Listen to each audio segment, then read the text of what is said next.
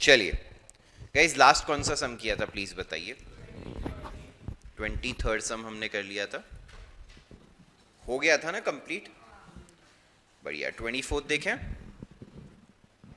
क्या दिया है 24th सम में। यहाँ का 23rd का भी आंसर भी हो गया था डिस्कस करके, ठीक है।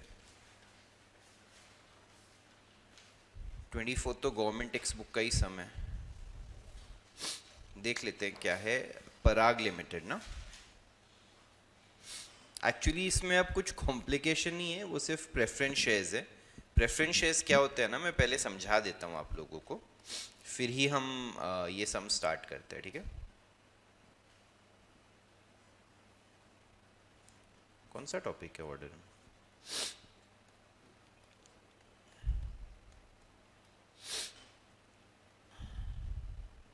Page number 309।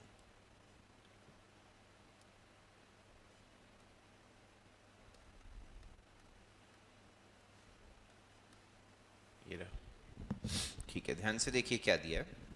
The subscribed capital of Parag Limited is 30,000 equity shares of rupees 10 each and 50,000 preference shares of rupees 100 each. Of both these shares, 80 per share were called up. 80 रुपए हम already मंगा चुके हैं। The directors forfeited 500 equity shares held by Ashish, who failed to pay the first and second call of each 20 per share. They also forfeited 500 preference shares of Ashok, who failed to pay the 20 rupees on allotment, 20 on first call and 20 on second call. The directors reissued these forfeited shares at 60 per share, 80 paid up, and those of Ashok at 72 rupees, 80 paid up. तो अगर आप देखेंगे तो share की वैसे face value कितनी है, 100 rupees है। कितनी है? अभी तक हमने कितना रुपया मंगाया था? 80। और अभी जब हम इसको फोरफिट कर रहे हैं तो 80 के स्टेज पे ही कर रहे हैं, और रीइश्यू भी कर रहे हैं तो कितना रुपया पेड अप कर रहे हैं? 80। तो जो नए शेयर होल्डर्स बनेंगे उनको फ्यूचर में 20 रुपया अभी भी भरना बाकी रहेगा। जब भी हम लास्ट कॉल करेंगे तो उनसे भी हम 20 रुपया भरवाएंगे। Is that clear? Pass journal entries to record the forfeiture and reissue of shares in the books of Parag limited. बहुत इजी और स्ट्रेट फॉरवर्ड सब है, बट आगे जाने से पहले first what we need to discuss is what are preference shares, ठीक है ना। वो एक बेसिक अंडरस्टैंडिंग भी रहेगी ना, तो आगे बहुत हेल्प हो जाएगी। ध्यान से देखिए, equity shares and preference shares. तो यार एकदम सरल भाषा में बताऊं ना, तो प्रेफरेंस शेयर्स ना एक टाइप का लोन होता है। प्रेफरेंस शेयर्स क्या होता है? एक टाइप का लोन। लोन का यहाँ पे क्या मतलब है मेरा? इंटरेस्ट तो नहीं बोलते उसको, बोलते डिविडेंड ही है, बट डिविडेंड इनको फिक्स्ड रेट पे मिलता है। पहले तो इनका नाम प्रेफरेंस शेयर्स क्यों है? इनको दो चीजों में प्रेफरेंस है। कितनी चीजों में प्रेफरेंस है? पहली है पेमेंट ऑफ डिविडेंड में, और दूसरी है रीपेमेंट ऑफ कैपिटल में। क्या मतलब इसका? किसी साल के जो भी प्रॉफिट्स होंगे, किसी भी साल के जो भी प्रॉफिट्स होंगे, उसमें से पहले प्रेफरेंस शेयर होल्डर्स को डिविडेंड दिया जाएगा। किसको डिविडेंड दिया जाएगा? फिर कुछ पैसा बचेगा तो इक्विटी शेयर होल्डर्स को डिविडेंड दिया जाएगा। Is that clear? देखो, पहले तो अपने को नॉर्मल खर्चे पे करने हैं, फिर सारा इंटरेस्ट पे करना है, लोन वोन का तो सबसे पहले आ गया। उसके बाद इनकम टैक्स पे कर दिया। अब जो कंपनी के पास प्रॉफिट आफ्टर टैक्स बचा है, जो फाइनल प्रॉफिट होता है किसी साल का, उसमें से पहले किसको डिविडेंड देना होगा? समझिए ये बात। दूसरा, अगर कल को कंपनी बंद होने की कगार पे आती है तो पहले सब लोन वोन का पैसा सब दे देंगे, बाकी लाइबिलिटीज दे देंगे। अब दो लोग बचे हैं, एक इक्विटी शेयर होल्डर्स, एक प्रेफरेंस शेयर होल्डर्स। तो पहले प्रेफरेंस शेयर होल्डर्स को पैसा देंगे, जो बचेगा वो किस में बटेगा? सबको समझा? ये दो चीजों में इनको प्रेफरेंस है। प्रेफरेंस ना एक प्रकार का लोन ही होता है, क्योंकि इस पे जो रेट ऑफ डिविडेंड भी होता है वो क्या होता है? फिक्स्ड। क्या होता है? फिक्स्ड। इसका मतलब है अगर 10% प्रेफरेंस शेयर्स हैं तो अगर उन्होंने 2 लाख रुपया कंपनी में डाला है तो 2 लाख का 10% उनको 20,000 हर साल मिलते रहेगा। सबको समझा? क्लियर है? और प्रेफरेंस शेयर्स की एक फिक्स लाइफ भी होती है। भाई एक बार गेट बंद कर देना प्लीज। प्रेफरेंस शेयर्स की एक प्रेफरेंस शेयर्स की एक फिक्स लाइफ भी होती है। फिक्स लाइफ मतलब अपन जब इशू करते हैं तभी बता देते हैं हम कितने साल में रीपे करेंगे, और उनकी मैक्सिमम लाइफ 20 ईयर्स होती है। कितनी होती है? समझा भाई तेरे को भी ये बात? प्रेफरेंस शेयर्स जब हम इशू करते हैं तभी बता देते हैं कि हम इसको कितने साल में रीपे भी करेंगे। तो ये इक्विटी शेयर्स तो क्या होते हैं, परपेचुअली चलते रहते हैं। अभी आप सोचो टाटा के शेयर्स कब आए होंगे, है ना? जब आप इस धरती पे थे भी नहीं तब टाटा के शेयर्स आए होंगे, आज भी चल रहे हैं। जब आप इस धरती से चले जाएंगे तब भी चल रहे होंगे मोस्टली, अनलेस देखो कुछ बहुत ही ज्यादा गड़बड़ हो गई कंपनी में तो अलग बात है, बट वरना तब भी चल रहे होंगे, राइट? आप मैं सब चले जाएंगे उसके बाद भी टाटा कंपनी तो कंटिन्यू करेगी। आप समझ रहे हैं कि नहीं समझ रहे हैं? तो इक्विटी शेयर होल्डर्स हमेशा कंटिन्यू करते हैं। प्रेफरेंस शेयर होल्डर्स की एक फिक्स लाइफ होती है। रेट ऑफ डिविडेंड भी क्या होता है? फिक्स। और प्रेफरेंस कितनी चीजों में होता है? दो, एक पेमेंट ऑफ डिविडेंड, एक रीपेमेंट ऑफ कैपिटल। मैं इसको एक प्रकार का लोन क्यों बोलता हूं? क्योंकि इनको जनरली कोई एक्स्ट्रा पैसा नहीं मिलता। एक्स्ट्रा पैसा मतलब क्या? अगर हम इनसे 2 लाख रुपए लिए हैं और 10% डिविडेंड बोला है तो 2 लाख पे 10% इनको 20,000 ही मिलेगा। कंपनी को 1,000 करोड़ का भी फायदा हो जाएगा तो इनको हम 20,000 रुपए देंगे। Generally they do not participate in the additional profits generally. And repayment of capital के टाइम पे भी समझो कंपनी अभी बंद हो रही है, ध्यान से समझना, 1 लाख इक्विटी शेयर होल्डर्स हैं। इक्विटी शेयर होल्डर्स कितने हैं? जिसकी फेस वैल्यू कितनी रुपए है? तो 10 लाख का इक्विटी शेयर कैपिटल हो गया, हाँ या ना? और प्रेफरेंस शेयर होल्डर्स भी हैं 1 लाख, जिन्होंने 10 रुपए की फेस वैल्यू पे डाला था, तो 10 लाख मेरा प्रेफरेंस शेयर कैपिटल हो गया कि नहीं हो गया? अभी कंपनी जब बंद हो रही है, कंपनी ने अपने सारे एसेट्स बेचे, सारी लायबिलिटीज रीपे करी, कंपनी के पास अभी नेट में लेट से 50 लाख रुपए है। कितना है? तो ऐसे सोचो तो 1 लाख 1 लाख 2 लाख लोग हैं, सबको 25 रुपया दे दो। नहीं, 50 लाख में से प्रेफरेंस शेयर कैपिटल तो हम कितना रीपे करेंगे? सिर्फ। अब जो 40 लाख बचेगा ना, उसको divide by 1 lakh equity share holder, समझ रहे हो? तो 40 per share to equity share holders पे किया जाएगा। सबको समझा?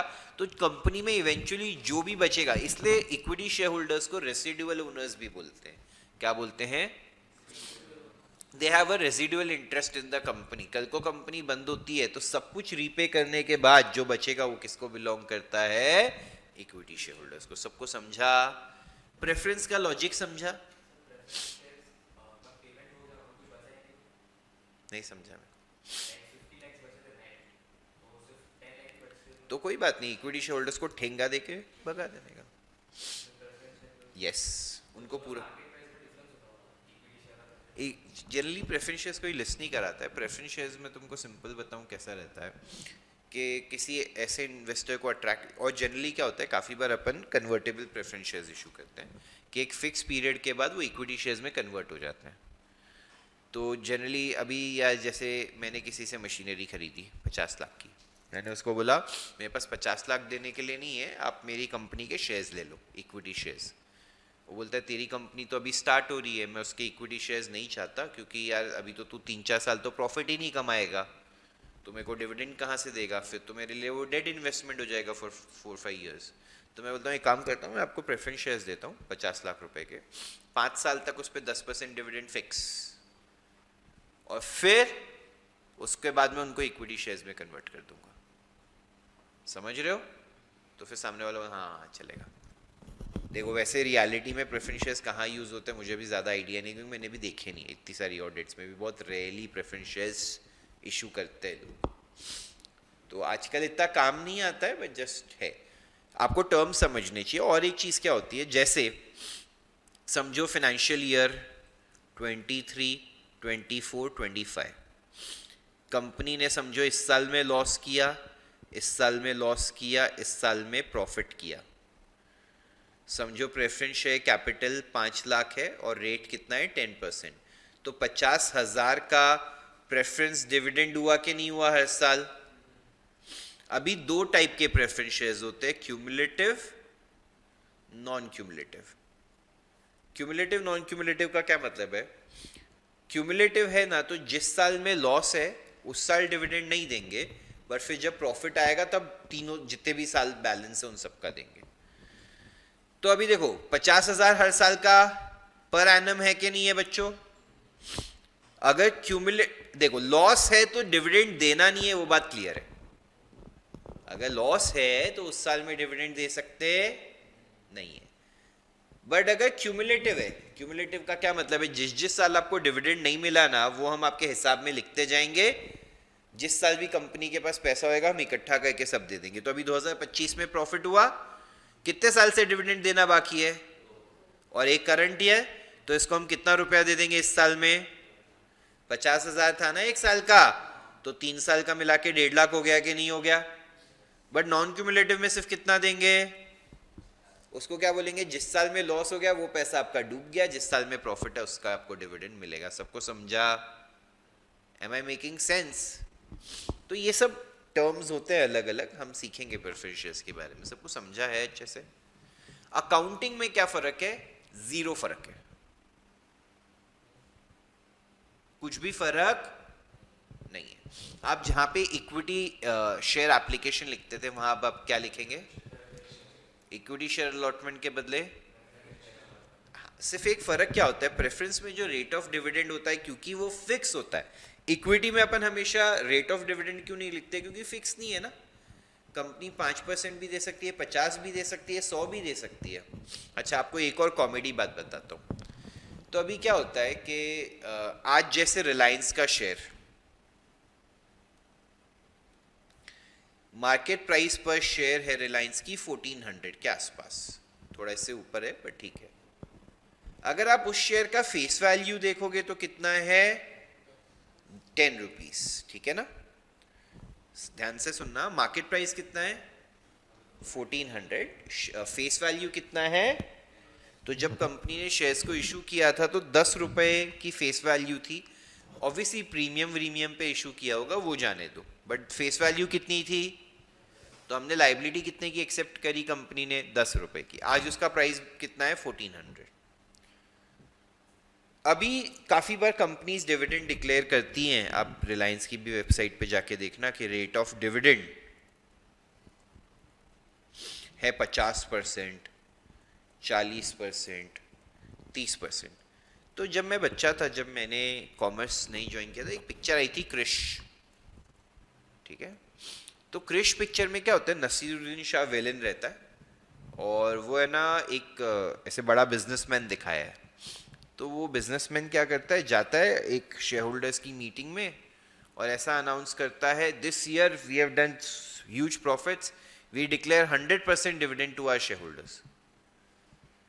मैं बोला यार सही है ये कंपनी। मैं बोला चाहे वो विलेन है, लोगों को मार वार के पैसे कमा रहे, बट ठीक है। डिविडेंड के नजरिए से सोचा जाए तो कंपनी तो यार बहुत सही कर रही है। मतलब अगर आज अगर किसी ने उसका शेयर कर लिया होता 1000 रुपए में, तो 1000 रुपए का तो उसको एक्स्ट्रा पैसा मिल गया। तब मुझे थोड़ा, फिर मैंने रिसर्च किया, मैं बोला इंडियन कंपनीज कितना डिविडेंड देती है। मैंने देखा बहुत सारी कंपनीज का लिखा आ रहा था 40%, 50%। मैं बोला यार ये तो बहुत सही है, लोगों को पता नहीं है कि अमीर इजीली बन सकते हैं। शेयर मार्केट में बस ये सारी कंपनीज के शेयर्स ले लो, लाख रुपए के शेयर्स लिए, 50% डिविडेंड दे रहा है, तो 50,000 तो अगले साल ही मिल गया मेरे को। Was I correct? जो भी रेट ऑफ डिविडेंड बोला जाता है ना, वो हमेशा किस पे होता है? तो अगर कल मुकेश भाई इंटरव्यू में आते हैं और बोलते हैं 200% डिविडेंड, तो वो 10 रुपए का 200%, वो 20 रुपया डिविडेंड दे रहे हैं। कितना डिविडेंड दे रहे हैं? तो 1400 रुपए के सामने आपको 20 रुपए, 1.5% मिल रहा है। समझा आपको?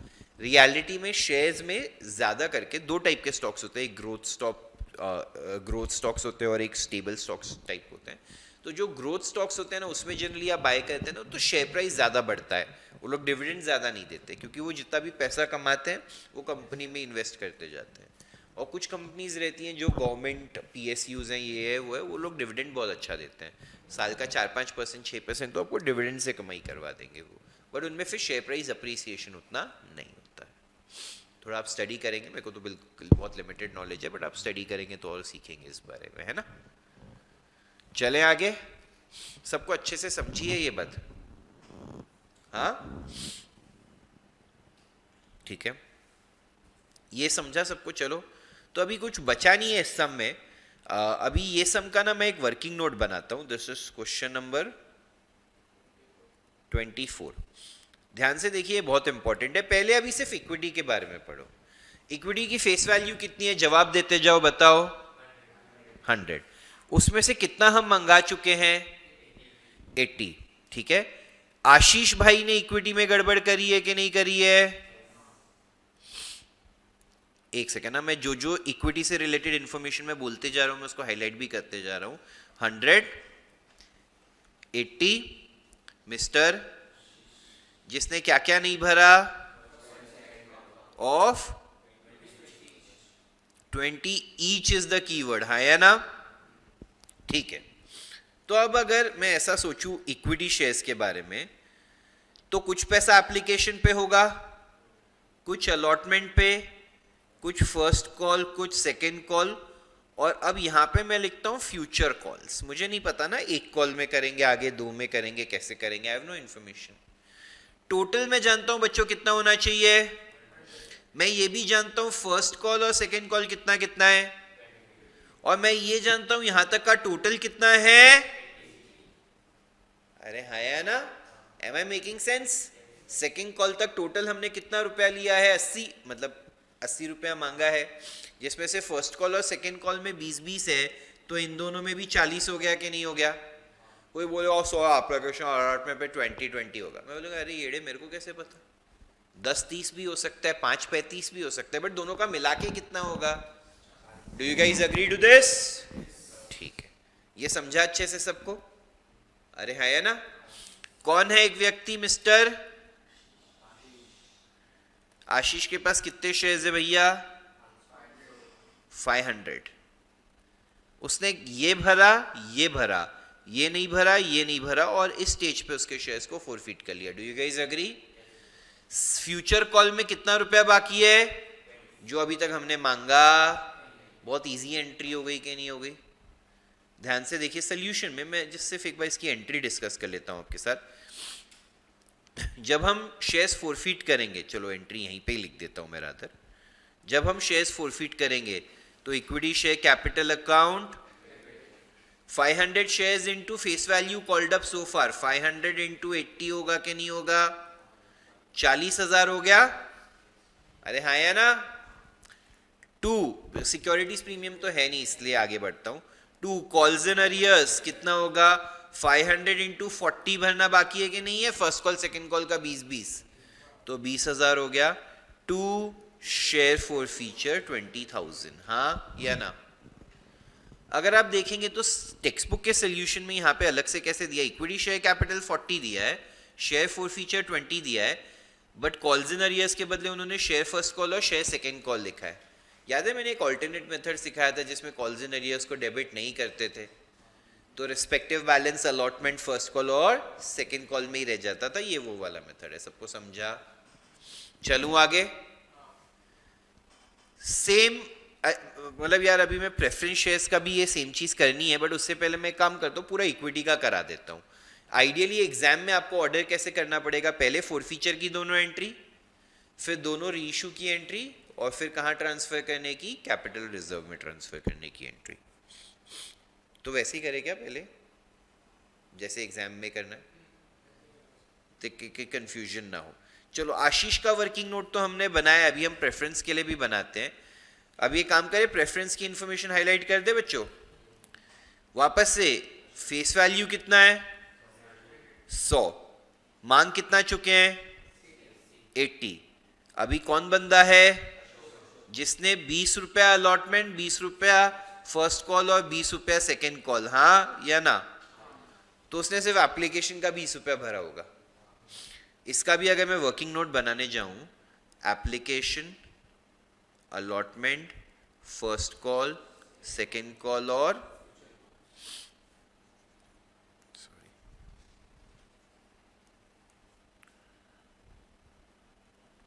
फर्स्ट कॉल, सेकेंड कॉल और future calls.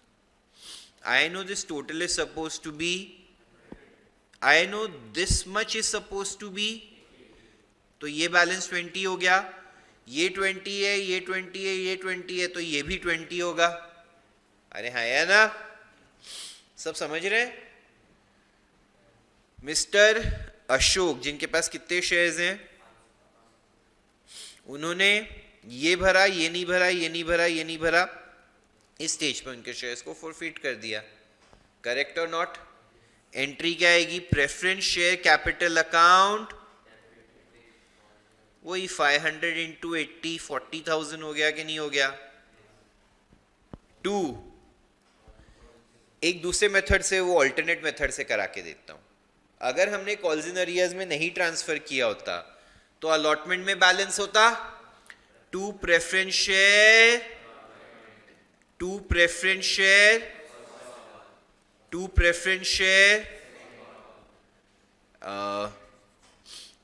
8,000, 500 into 20, 10,000, sorry, I am really sorry, 10,000, 10,000, 10,000. Do you guys agree?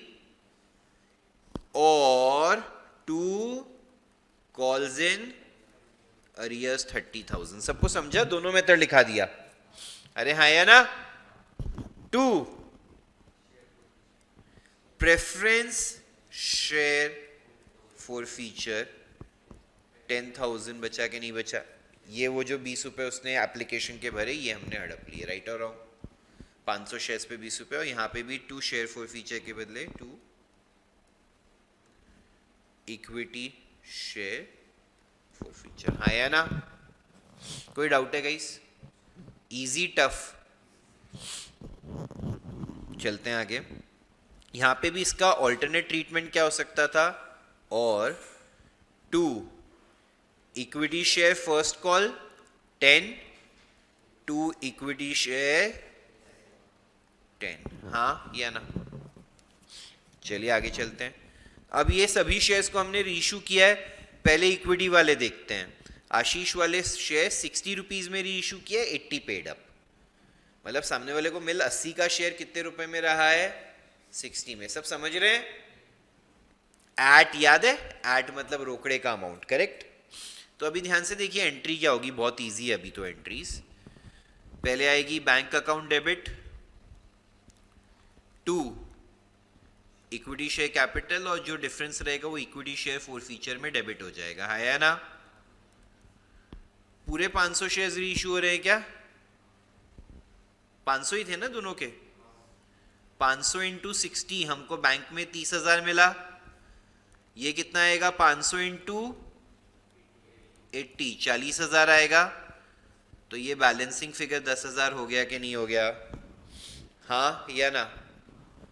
हम फिर इसके शेयर्स रीइश्यू करेंगे. किसके मिस्टर? ये कितने में? At 72 rupees 80 paid up. है या ना? तो बैंक अकाउंट डेबिट 500 शेयर्स पे 72 मिलेगा guys, 36,000. Right? 2 preference share capital 500 पे कितना रुपया? 80, 40,000. तो 4,000 का जो डिस्काउंट है वो preference share for feature debit 4,000. सबको समझा? हाँ या ना?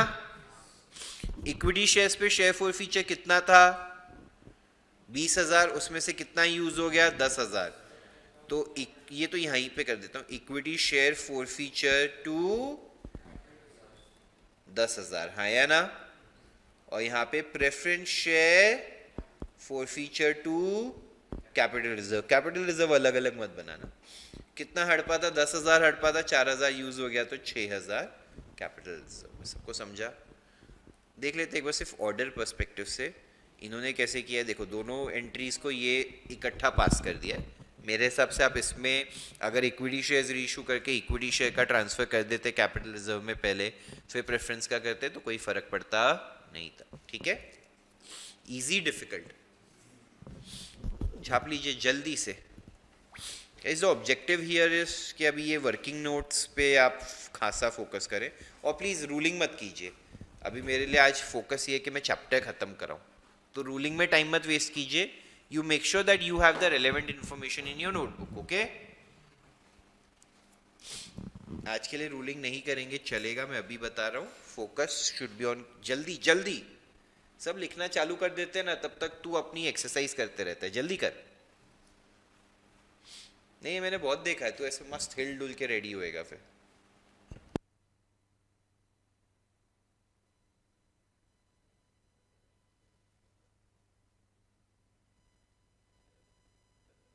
सोच के लिख लिया है पूरा? हाँ, कर लिया? दूसरी बुक में लिख भी लिया? क्यों क्यों बाकी? डेडिकेशन नहीं है ना लाइफ में, इसलिए करना चाहिए। बहुत बहुत लेट ऑलरेडी हो चुका है। थियरी करा के तो बहुत टाइम हो गया कि नहीं हो गया? 2 वीकेंड्स आ चुके हैं थियरी कराने के बाद। It's quite surprising. चलो 25 होमवर्क है। Issue of shares at discount देख लीजिए। आई गेस ये गवर्नमेंट टेक्स्ट बुक का ही होगा। नहीं, ये सिर्फ 12th के लिए रेलेवेंट है। 12th के लिए भी रेलेवेंट इसलिए कि गवर्नमेंट टेक्स्ट बुक में इंक्लूडेड है। वैसे आइडियली ये सिलेबस का पार्ट ही नहीं होना चाहिए। ध्यान से देखिए ऊपर क्या लिखा है। When a company issue shares at a price less than the face value it is known as issue of shares at discount. Section 53 क्या बोलता है? कंपनी नहीं इशू कर सकती एक्सेप्ट स्वेट इक्विटी शेयर्स जो एम्प्लॉइज या डायरेक्टर्स को देते हैं। स्वेट इक्विटी क्या होता है? स्वेट वर्ड मतलब क्या? पसीना। आपने जो मेहनत करी है कंपनी में, हाँ, जो एफर्ट्स डाले, उसके सामने आपको कुछ शेयर्स हम सस्ते पे देते हैं, वो होता है which can be issued at a discount. Also reissue of forfeited shares can be done at a discount, but the amount of discount allowed can not exceed the amount forfeited on the shares. तो इसलिए ये वाला सम वैसे relevant नहीं है, but Maharashtra board ने अभी तक टेक्स्ट बुक से नहीं हटाया है, तो क्या पता कभी पूछ ले, तो हम उस हिसाब से पढ़ते हैं। तो डिस्काउंट की कैसे अकाउंटिंग है मैंने आपको सिखाई तो हुई है, बेसिक वाली अकाउंटिंग यहाँ पे देख लीजिए। Global IT limited issued 1 lakh shares of ₹10 each at a discount of 10% payable as follows. तो 10 रुपये का शेयर 10% का डिस्काउंट मतलब 1 रुपया कम करके 9 रुपये में इशू कर रहे हैं कि नहीं? 3 एप्लीकेशन पे, 3 अलॉटमेंट पे, 2 first call, 1 final call, total 9 रुपया हो गया। पब्लिक ने 1,20,000 शेयर्स के लिए अप्लाई किया और डायरेक्टर्स ने प्रोरेटा अलॉटमेंट कर दिया है। All the calls were made and all the money were received accept both the calls on applied by Mr. Reckless. His shares were forfeited and 50% of these shares were issued at 11 per share. Journal entries और balance sheet simple है। पहले working note बनाते हैं हम लोग। Screen की नहीं सिखाया। यस, क्वेश्चन नंबर 26 यहाँ पे देख लीजिए। पहले एप्लीकेशन पे 3 रुपया है, अलॉटमेंट पे भी कितना है बच्चों? 3। स्क्रीन की तरफ देखिए प्लीज। यहां पे कैसे होगा? Face value minus will give you, यहां पे 3 माइनस 0 3, यहां पे 4 माइनस 1 3। समझे आप? फिर फर्स्ट कॉल पे उन्होंने 2 रुपया और सेकेंड एंड फाइनल कॉल पे 1 रुपया। 1 माइनस 0 इक्वल टू 1। तो यहाँ पे 10 माइनस 1 इक्वल टू 9 हो गया कि नहीं हो गया? प्लीज बताइए, सबको समझा है? अच्छा, एक और चीज हम इशू करना चाहते थे, 1 लाख शेयर्स। एप्लीकेशंस कितने के लिए आई हैं? हम पहले लिखते हैं अप्लाई कितने के लिए किया, फिर उसमें से अलॉट कितने हुए, extra shares into will give us दी। लोगों ने अप्लाई किया 120 के लिए, उनको मिले 100,000, तो उनके 20,000 पे कितना रुपए एक्स्ट्रा हो गया? 60,000 एक्स्ट्रा हो गया। इन लोगों का अलॉटमेंट पे 1 लाख इंटू 3 3 लाख है कि नहीं है? 3 लाख में से तो 60,000 एडजस्ट, तो this will be adjusted towards allotment. Do you guys agree? जो बंदा है मिस्टर रेकलेस, अभी उसने 600 शेयर्स के लिए अप्लाइड वर्ड देखा, तो पहले तो मिस्टर रेकलेस का यहां पे एक वर्किंग करते हैं। 600 क्रॉस मल्टीप्लाई 500, आगे का करने की जरूरत नहीं है क्योंकि उसने अलॉटमेंट में गड़बड़, उसने गड़बड़ किस में किया है? बुद्ध कॉल्स पे। तो यहां पे अगर मैं देखूं, उसने ये भरा, ये भरा, ये नहीं भरा, ये नहीं भरा। Do you guys agree? और इस स्टेज पे हमने उसके शेयर्स को फोरफिट करके रीइशू किया है। करेक्ट? सबको प्लीज बताइए, वर्किंग नोट अच्छे से समझाए। जर्नल एंट्रीज देखते हैं, स्क्रीन की तरफ देखते रहिए प्लीज।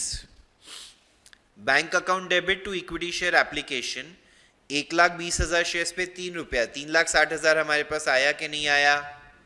इक्विटी शेयर एप्लीकेशन जितने से क्रेडिट हुआ उतने से क्या होगा? Debit. Equity share application account debit to equity share capital कितना आ जाएगा? 3 लाख, क्योंकि हम जेन्यून 1 लाख शेयर्स इशू कर रहे हैं 3 रुपए के। टू इक्विटी शेयर अलॉटमेंट कितना आ जाएगा? 60,000। वो यहाँ पे वर्किंग नोट में नजर आया कि नहीं नजर आया? पहली दो एंट्री सबको क्लियर है? अलॉटमेंट के लिए जब पैसा मांगेंगे तभी डिस्काउंट भी रिकॉर्ड करना पड़ेगा, जैसे प्रीमियम रिकॉर्ड करते थे। मांगेंगे कितना रुपया? 3, बट नहीं 3, बट लाइबिलिटी कितने की एक्सेप्ट करेंगे? 4।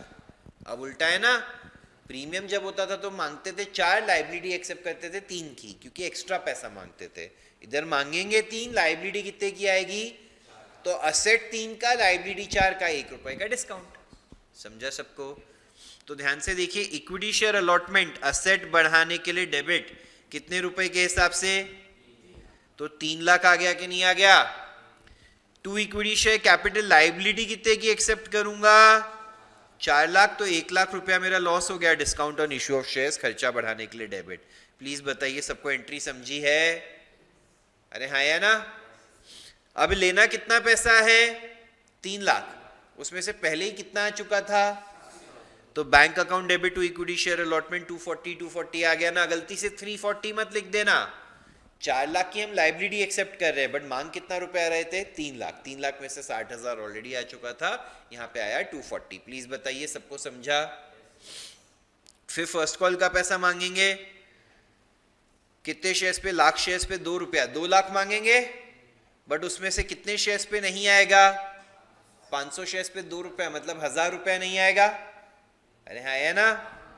तो मांगते हैं पहले तो equity share first call to equity share capital, lakh shares पे 2 रुपया, 2 लाख आया ना? बैंक में कितना आएगा? 1,99,000। बेसिकली 2 लाख में से 1,000 रुपया नहीं आया। कोई डाउट? इजी और टफ? ये हम कैसे ढूंढते हैं? 2 लाख माइनस 1,000 करके भी ढूंढते हैं हम लोग, राइट? सेकेंड कॉल में भी सेम होएगा। Equity share second and final call, lakh shares पे 1 रुपया मांगेंगे, 1 लाख, कितना नहीं आएगा? 500। तो to equity share first call 1 lakh, calls in arrears 500, bank account debit 99,500। Please बताइए इजी है या टफ है? चलूं आगे। ये शेयर्स को फोरफिट करेंगे तो equity share capital account, equity share capital account debit हो जाएगा। कितने से? 500 शेयर्स का पूरा 10 रुपया मांग चुके, face value called up so far. एक चीज याद रखिए, जब भी फोरफीचर होता है, ये हमने फोरफीचर में नॉर्मली नहीं सीखा है, बट ये याद रखिए, जब भी फोरफीचर होता है और अगर शेयर्स डिस्काउंट पे इशू किए थे तो उसका डिस्काउंट रिवर्स करना होता है। उसका डिस्काउंट क्या करना होता है? क्योंकि हमने वो शेयर्स इशू कर रहे थे इसलिए वो खर्चा था, अब वो शेयर्स ही कैंसिल हो गए तो वो खर्चा भी एग्जिस्ट नहीं करेगा। स्ट्रेट फॉरवर्ड, हाँ है ना? तो टू डिस्काउंट 1 रुपए, करेक्ट? जो खर्चा ऊपर रिकॉर्ड किया था वो रिवर्स कर दिया। To calls in arrears 1500, balancing figure to share forfeiture, जो पैसा हमने हड़प लिया जो उसने एप्लीकेशन और अलॉटमेंट में भरा था। राइट और रॉन्ग गाइस? फिर 11 रुपए पे रीइशू किए कितने शेयर्स बच्चों? 50%। कितने पे रीइशू किए? 11 रुपए में, ठीक है? तो अभी बैंक अकाउंट डेबिट 250 into 11 कितना हो गया? 2 इक्विटी शेयर कैपिटल कितना हो गया 250 इंटू 10, 1 रुपए एक्स्ट्रा आया, वो क्या हो गया सिक्योरिटीज प्रीमियम। सबको समझा? अरे हाँ या ना? कितना रुपया हड़पा था हमने? 3000 तो 500 शेयर्स पे हड़पा था कि नहीं हड़पा था? 500 शेयर्स पे अगर 3000 था तो 250 पे कितना 1500 हुआ। 1500 में से कुछ भी यूटिलाइज तो पूरा 1500 कहाँ ट्रांसफर कर देंगे? कैपिटल रिजर्व में। Easy tough. बचा हुआ 1500 अभी भी शेयर फॉर फीचर में ही पड़े रहेगा जब तक बैलेंस 250 शेयर्स रीइश्यू होते। अच्छा, एक और चीज सिखाना चाहूंगा यहाँ पे आपको। ये तो क्या हो रहा है इसमें, रीइश्यू किस पे हो रहा है? प्रीमियम पे हो रहा है। किस पे हो रहा है? लेट्स से रीइश्यू डिस्काउंट पे होता। किस पे होता? अगर रीइश्यू डिस्काउंट पे होता ना तो हमेशा याद रखना जो ओरिजिनल डिस्काउंट रहता है ना, जैसे इस शेयर पे 1 रुपए का ओरिजिनल डिस्काउंट था, अगर रीइश्यू समझो 3 रुपए के डिस्काउंट पे होता, कितने रुपए के डिस्काउंट पे होता, तो आप पूरा 3 रुपया शेयर फॉर फीचर में नहीं डेबिट करते, 1 रुपया डिस्काउंट में ही डेबिट करते, क्योंकि ओरिजिनली उतना डिस्काउंट था कि नहीं था। बचा हुआ 2 रुपया आप किस में से एडजस्ट करते? शेयर फॉर फीचर में। ये जब ये चीजें अलाउड थी तब की बात है, अभी तो ये अलाउड ही नहीं है, तो ये कोई सेंस ही नहीं बनता। ऐसा 12th के अलावा कहीं आ सकता? 12th में भी 99.99% है कि बोर्ड भी इसको, अभी टेक्स्ट बुक तो यार प्रिंट हो गई है, 8-10 साल में अपडेट होती है, बट पेपर में तो मैंने भी नहीं देखा कि वो लोग ये चीज़ पूछ रहे हैं। सबको समझा है? बट याद रखिए, अगर डिस्काउंट, अगर शेयर्स फॉरफिट जो शेयर्स डिस्काउंट पे इशू हुए थे उनको फॉरफिट किया जाता है तो और फिर रीइशू किया जाता है और डिस्काउंट पे रीइशू किया जाता है, तो पहले जितना ओरिजिनल डिस्काउंट है उसको डिस्काउंट में डेबिट करो, फिर बैलेंस को शेयर फॉर फीचर में डेबिट करो। सबको समझा? Should we go ahead now? चलिए इसको लिखना स्टार्ट करते हैं, रेलेवेंट चीज़ों को एटलीस्ट।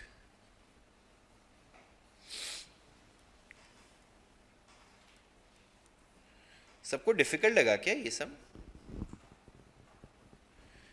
पहले तो वर्किंग नोट ले लीजिए प्लीज। क्वेश्चन नंबर 26, कितने सम बाकी हैं?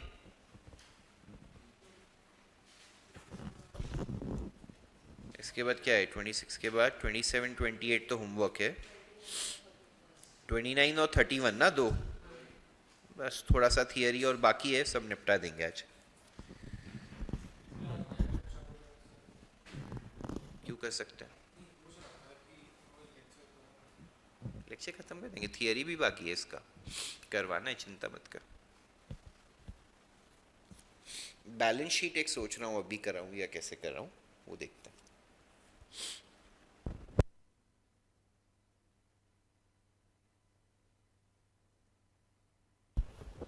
ये तो बैलेंस शीट का ही सम है guys, this some is for balance sheet only. ये मैं आपको सीए फाउंडेशन के साथ ही सिखाऊंगा, ठीक है? बैलेंस शीट्स वाला जो पार्ट है वो मैं आपको सीए फाउंडेशन के साथ सिखाऊंगा, क्योंकि सीए फाउंडेशन में ही वो ज़्यादा प्रैक्टिस में भी आएगा और काम में भी आएगा। बोर्ड्स में अगर आता भी है तो आपको टी फॉर्मेट में बैलेंस शीट बनाना होता है, वो मैं अभी आपको एक बार गवर्नमेंट टेक्स्ट बुक से दिखा दूंगा। बोर्ड्स वाला पार्ट मैं आज खत्म कर दूंगा बैलेंस शीट का, बट वो ऐसे नहीं बनता है, वो कैसे बनता है वो मैं आपको दिखा दूंगा। चलूँ आगे? एक सम और कम हो गया, बट ये सम हम सीए फाउंडेशन के साथ कर लेंगे जब भी करेंगे। फिर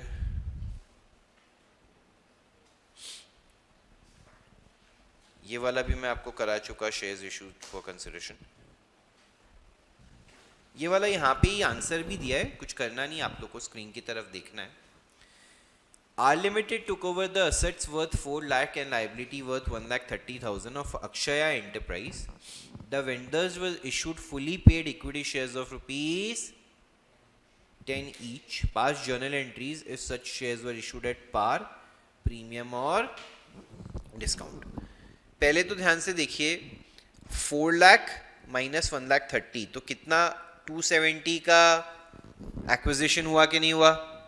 तो पहली एंट्री क्या होगी? एसेट्स टेक ओवर की, एसेट्स बढ़ाने के लिए debit 4 lakh, liabilities take over की, लाइबिलिटीज बढ़ाने के लिए क्रेडिट 1,30,000, और कुछ बोला नहीं है तो हम अज्यूम करेंगे हम उतना ही पैसा दे रहे हैं 270, ये भी पे करना बाकी है, तो इसके लिए अक्षय एंटरप्राइज हमारी क्या हो गया, लाइबिलिटी। मैंने इधर जो आपको एक वेरिएशन सिखाया था इसमें, उसमें ये था कि अगर 270 नेटवर्थ है, मैं 270 से ज्यादा पे कर रहा हूं, या अगर मैं 270 से ज्यादा पे करता था तो हम गुडविल में डेबिट करते थे, 270 से कम पे करता था तो कैपिटल रिजर्व। याद आया? यहां पे वो वेरिएशन इन्होंने कंसिडर किया, तो और ज्यादा स्ट्रेट फॉरवर्ड है ये। ठीक है, इसके बाद क्या होता है वो देखते हैं। पहले अगर हम उनको शेयर्स पार पे दें, ये पहली एंट्री तीनों सिनारियों के लिए क्या रहेगी, कांस्टेंट। अब हमें कितना पे करना है, अगर हम शेयर्स पार पे देंगे तो 27,000 शेयर्स हमको देने पड़ेंगे, हमारी अक्षय एंटरप्राइज की लायबिलिटी और इक्विटी शेयर कैपिटल की लायबिलिटी बढ़ जाएगी 270। Any problems? पक्का?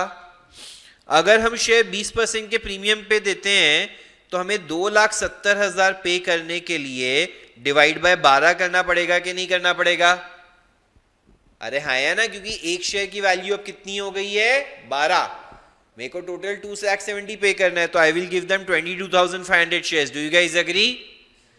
जब शेयर्स देंगे तो वापस से अक्षय एंटरप्राइज की लायबिलिटी कम हो जाएगी, 270 से कम करने के लिए डेबिट। कैपिटल की लायबिलिटी कितनी आएगी, सिर्फ 22,500 शेयर्स पे 10 रुपीज की फेस वैल्यू की, और जो एक्स्ट्रा पैसा है वो प्रीमियम में चले जाएगा। कोई डाउट इसमें? अगर यही शेयर्स में 1 रुपए के डिस्काउंट पे देता हूं, 10% डिस्काउंट मतलब 9 रुपए में, हाँ या ना, तो यहां पे 270,000 डिवाइड बाय 9 करना पड़ेगा कि नहीं करना पड़ेगा? कितना आ जाएगा, 30,000 शेयर्स देने पड़ेंगे। अक्षय एंटरप्राइज की लायबिलिटी तो चले जाएगी, कितने से, 270 से, बट इक्विटी शेयर कैपिटल की लायबिलिटी कितने की आ जाएगी, 3 लाख, क्योंकि 30,000 शेयर्स है 10 रुपए के, हाँ या ना, फेस वैल्यू तो 10 रुपए के नहीं है, तो 30,000 जो हमने कम पैसा लिया वो कहां चले जाएगा, डिस्काउंट में। प्लीज बताइए, सबको समझा है? Easy tough? ठीक है, आगे और क्या लिखा है इसमें? हमने 50,000 रुपए के शेयर्स प्रोमोटर्स को दिए थे, तो ये आपको सिखाया हुआ है, गुडविल टू प्रोमोटर्स हो जाएगा खर्चा, या तो यहाँ पे इनकॉर्पोरेशन कॉस्ट लिखाया था मैंने, या गुडविल टू प्रोमोटर्स, फिर promoters to equity share capital. Easy tough?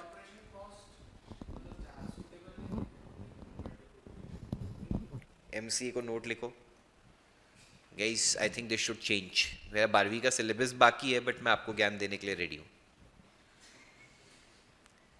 Sorry यार, अभी मैं बहुत गुस्सा हूँ कि तुम लोग ने 12वीं की पढ़ाई नहीं करी है, इसलिए मतलब इस पॉइंट में तेरी बात गलत नहीं है, बट तेरा to still clear your doubt, incorporation cost इसलिए नहीं डालते क्योंकि जो भी काम प्रोमोटर्स करते हैं in a way that adds to the reputation of the business, तो इसीलिए वो उनको जो अपन पैसा दे रहे हैं इन अ वे वो गुडविल बिल्ड करने के लिए ही दे रहे हैं। कुछ अच्छे प्रोमोटर्स उस पर रहते हैं, नाम तो नाम, अभी आज जैसे अगर तू और मैं प्रोमोटर एक कंपनी के वर्सेस मिस्टर अदानी एक प्रमोटर है, फर्क पड़ेगा ना? तो तेरे को और मेरे को 5 रुपए देंगे, उसको 50,000 देंगे, वैसा समझा सबको? 50,000 में तो अदानी जी फोन कॉल भी नहीं उठाएंगे। चलें आगे। तो डाउट भी क्लियर कर दिया, तेरे को ये भी बता दिया कि तूने 12वीं की पढ़ाई नहीं की है, कर ले। सिर्फ वो अकेला नहीं है, तुम सब हो, कोई भी इसमें सही नहीं है अभी तक, बहुत सारी गलतियां हैं लोगों की। मैं प्लीज बोल रहा हूँ, please please please make sure करो, पढ़ाई कर लो, वरना शायद एक ऐसा स्टेज आ जाएगा जब तुमको ही लगेगा मैं नहीं कर पा रहा हूँ। हर बच्चा फिर वो कोप अप नहीं कर पाएगा। कुछ बच्चे बोलेंगे हाँ ठीक है कोई बात नहीं, स्ट्रेस नहीं लेंगे, थोड़ा बहुत पढ़ के चले जाएंगे और भगवान ने साथ दिया तो पास भी हो जाएंगे, बट उतना लॉटरी खेलने का कोई सेंस नहीं बनता है। चलिए अब चलते हैं एक इंपॉर्टेंट कॉन्सेप्ट पे, कॉल्स इन अरियर्स और कॉल्स इन एडवांस। ये एक कॉन्सेप्ट है जो जेन्युइनली अपना बाकी है, जिसको हम गवर्नमेंट टेक्स्ट बुक से सम के साथ भी कंसिडर करेंगे। तो अब यहाँ पे कॉल्स इन अरियर्स और कॉल्स इन एडवांस क्या होता है, ध्यान से समझना। अगर मैंने अलॉटमेंट का पैसा नहीं भरा, ड्यू डेट थी 15 जून, क्या थी, मैंने भरा 15 अगस्त को, तो 2 महीना लेट भरा, तो कंपनी उस पर मुझसे इंटरेस्ट लेती है, उसको बोलते हैं interest on calls in arrears. क्या बोलते हैं? Interest on calls in. ये कंपनी के लिए कमाई हो गई, मेरे लिए खर्चा हो गया, हाँ या ना। अच्छा, अभी एक एग्जाम्पल था जिसमें एक शेयर होल्डर फॉरेन घूमने जा रहा था तो पहले ही पैसा दे दे रहा था। तो ऐसे केस में अगर किसी ने पहले पैसे दे दिए तो कंपनी उसको इंटरेस्ट देगी, कंपनी के लिए खर्चा हो जाएगा, शेयर होल्डर के लिए इनकम। सबको समझा? तो अभी यहां पे देखिए, interest on calls in arrears. When interest on calls in arrears is due और रिसीवेबल, पैसा किससे लेना है ये हमको? शेयर होल्डर से। तो शेयर होल्डर के अकाउंट को क्या करेंगे? डेबिट, क्योंकि हमको तो किसके नजरिए से सोचना है? Do you guys agree? Share holder से पैसा लेना है असेट बढ़ाने के लिए, असेट बढ़ाने के लिए डेबिट, और इनकम बढ़ाने के लिए credit, interest on calls in arrears. Do you guys agree? अरे हाँ है ना। जब वो पैसा दे देगा तो बैंक का असेट बढ़ जाएगा, शेयर होल्डर का असेट, ये असेट बढ़ा, ये असेट कम हो गया, है ना। और जब ईयर एंड होएगा तो ये interest on calls in arrears की जो इनकम थी उसको कहां ट्रांसफर कर दूंगा? प्रॉफिट एंड लॉसेस में। तो कोई कॉम्प्लिकेशन नहीं है। सबको समझा? अरे है ना।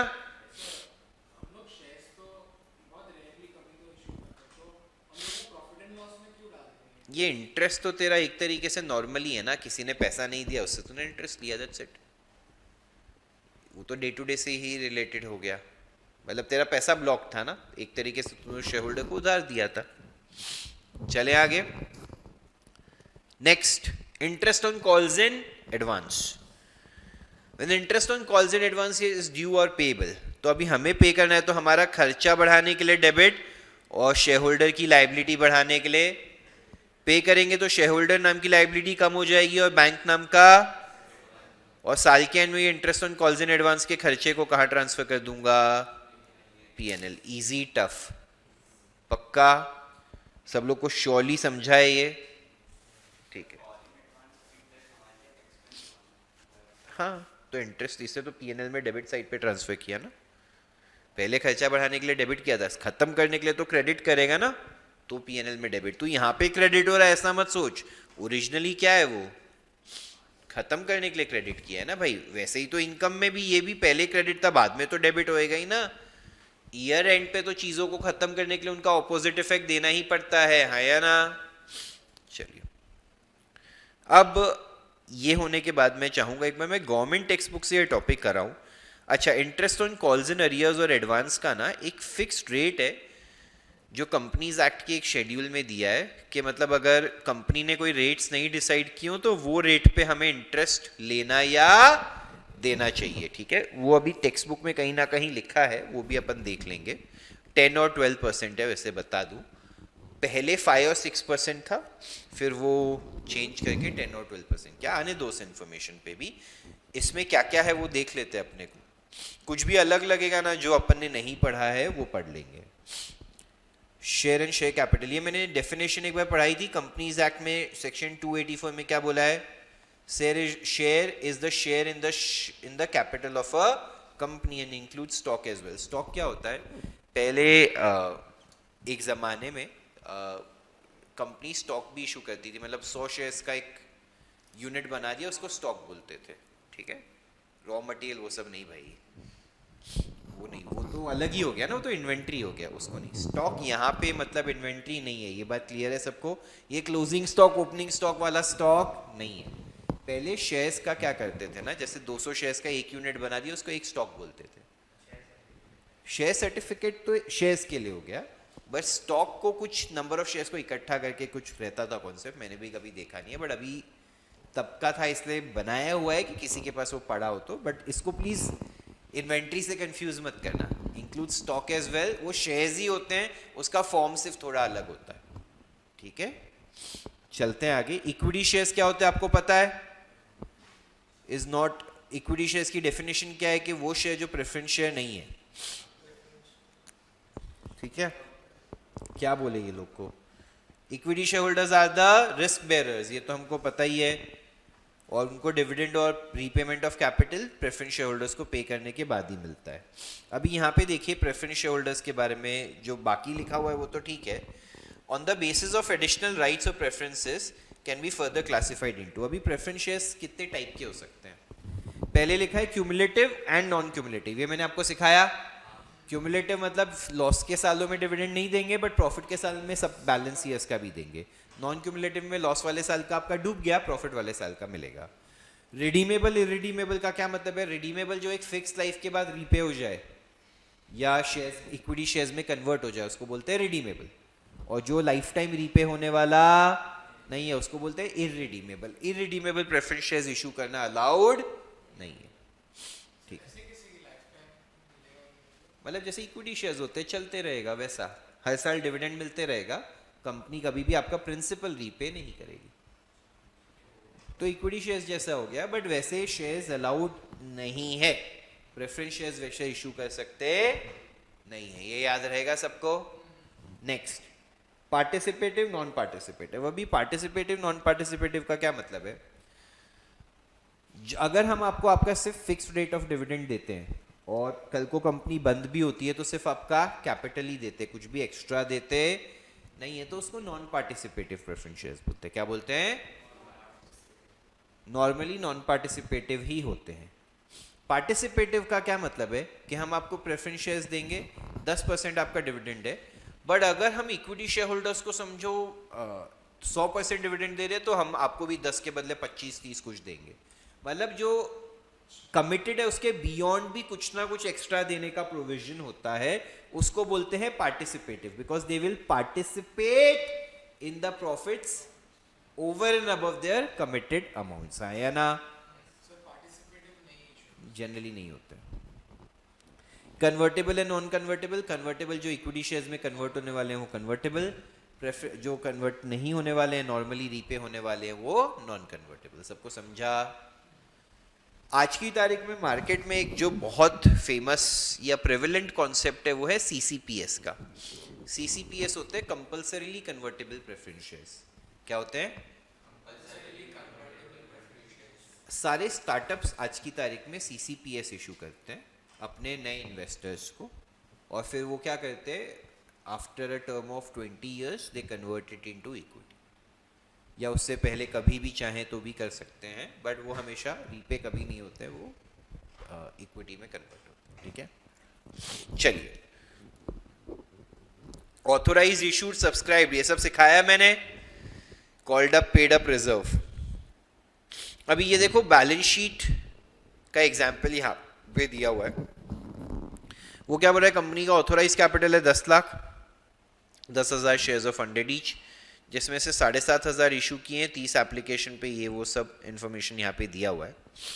तो देखो ऑथोराइज कैपिटल लिखा, डबल अंडरलाइन किया। डबल अंडरलाइन मतलब ये अमाउंट टोटल में कंसिडर करना नहीं है, समझते हो?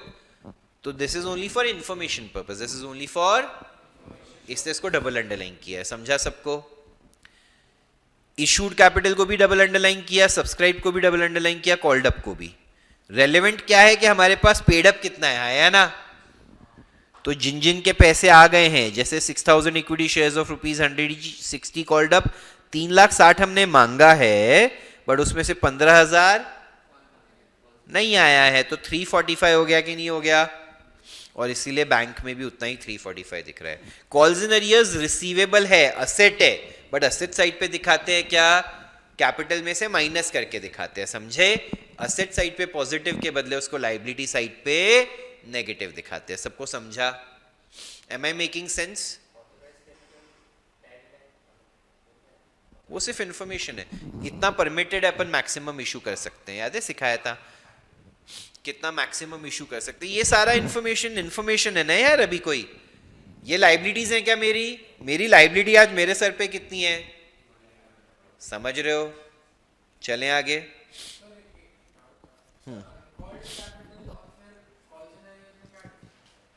अनकॉल्ड कैपिटल तो मैंने मांगा ही नहीं है, कॉल्स इन अरियर्स मैंने मांगा है, बट सामने वाले ने नहीं दिया है। चलिए आगे चलते हैं। क्या क्या तरीके से शेयर्स इशू कर सकते हैं? राइट्स इशू कर सकते हैं। राइट्स इशू का क्या मतलब होता है? आज समझो रिलायंस को 100 करोड़ रुपए की और जरूरत है, तो रिलायंस क्या अपने शेयर होल्डर्स को बोलेगा एक काम करो, मैं ना बाहर वालों को शेयर होल्डर्स नहीं बनाना चाहता कंपनी का, कंपनी में बहुत पोटेंशियल है, मैं तुमको ही शेयर्स देना चाहता हूँ। जिसके पास भी आज 100 शेयर्स हैं तुम 5 शेयर्स और खरीद सकते हो मार्केट से थोड़े डिस्काउंटेड रेट में। इसको बोलते हैं राइट्स इशू। लॉजिक क्या होता है, this is the right of the existing share holders कि कभी भी फर्दर इशू करने से पहले तुम हमको दो शेयर्स, और अगर हम नहीं खरीदते हैं तो तुम मार्केट में दो।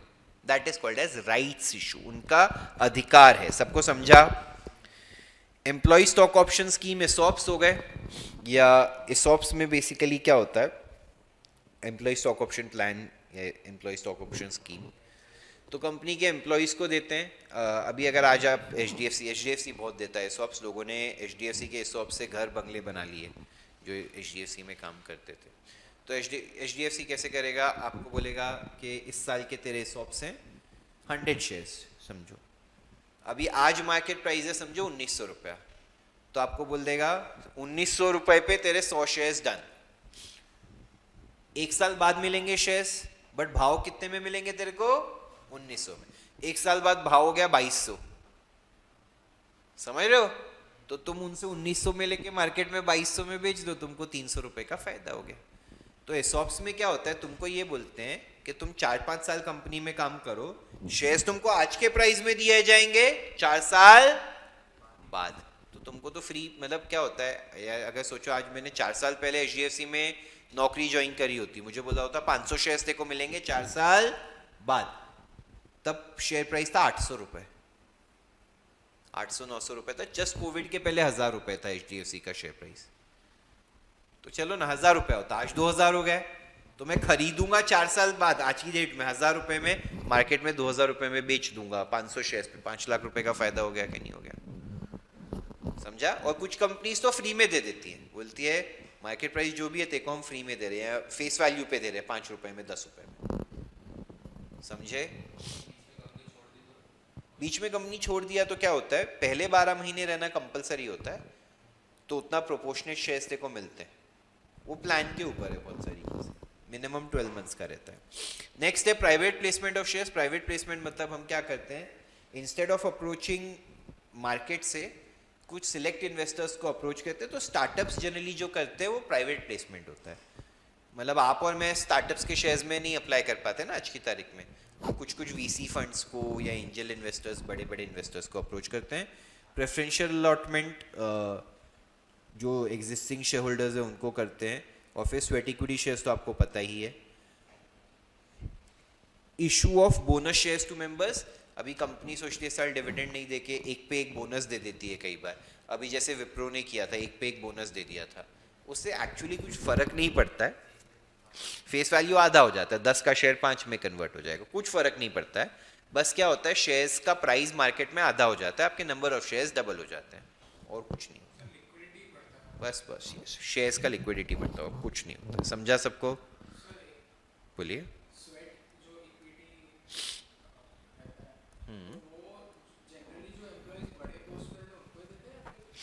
जनरली बड़े पोस्ट पे, यस, वरना फिर क्वांटम अलग अलग होता है, किसी को 1000 शेयर्स मिल रहे तो किसी को 10 शेयर्स भी मिलते हैं। चलें आगे। फिर ये पब्लिक इशू का तो प्रोसीजर मैंने भी आपको बताया था, प्रोस्पेक्टस, फिर एप्लीकेशंस, ये वो सब पढ़ना ज़रूरी रहेगा एक बार स्टोरी, बट मैंने कराया हुआ है। एंट्रीज तो सब कराई हुई हैं, अभी हम सम्स पे आ गए। बीच में एक जगह पे वो आई थिंक ये कॉल्स इन अरियर्स और उसका इंटरेस्ट वाले सम्स है, वो एक बार मैं देखता हूँ, है तो वो करा दूंगा आपको। ये सब तो मैंने आपको कराया हुआ है।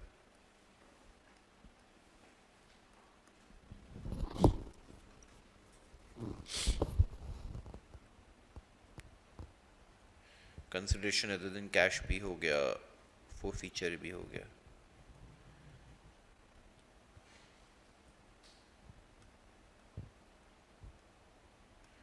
अच्छा, आई थिंक कभी है ही नहीं टेक्स्ट बुक में।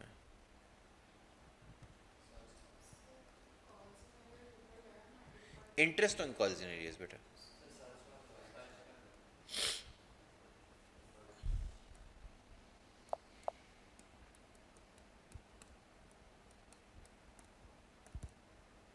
नहीं है,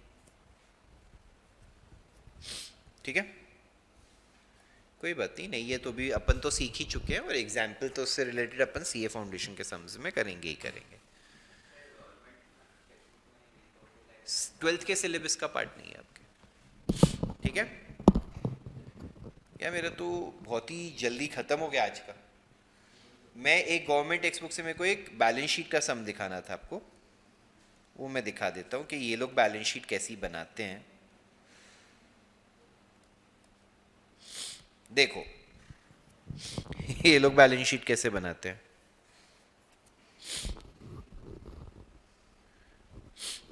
देखो सारी एंट्रीज एक बार तुमने लिख ली। कभी भी सम में इशू ऑफ शेयर्स की बैलेंस शीट कैसे बनती है समझना ध्यान से। एंट्रीज लिख दी सारी। अभी ये सम क्या है जाने दो, एंट्रीज तो दिख रही है तुमको। फिर क्या करो, पहले एंट्रीज में से जो अकाउंट्स कैंसिल हो रहे हैं उनको कैंसिल कर लो। एप्लीकेशन 360 से क्रेडिट, 360 से डेबिट, खत्म। अलॉटमेंट 60 से क्रेडिट, 5 लाख से डेबिट, 440 से क्रेडिट, खत्म। फर्स्ट कॉल 4 लाख से डेबिट, और यहां पे 399 और 800, खत्म। हाँ या ना। फिर जो बचे हुए हैं वो देखो, सिंपल है। बैंक देखो, अभी 3,60,000 से डेबिट 1, फिर 440 से डेबिट 8 लाख हो गया, और 399,200, 11,99,200 हो गया, 11,99,200 हो गया। क्रेडिट होता तो उतने से माइनस कर देता, हाँ या ना। अरे सबको समझ रहा है। फिर कैपिटल देखते हैं, इक्विटी शेयर कैपिटल 3 लाख से क्रेडिट, 3 लाख से क्रेडिट 6,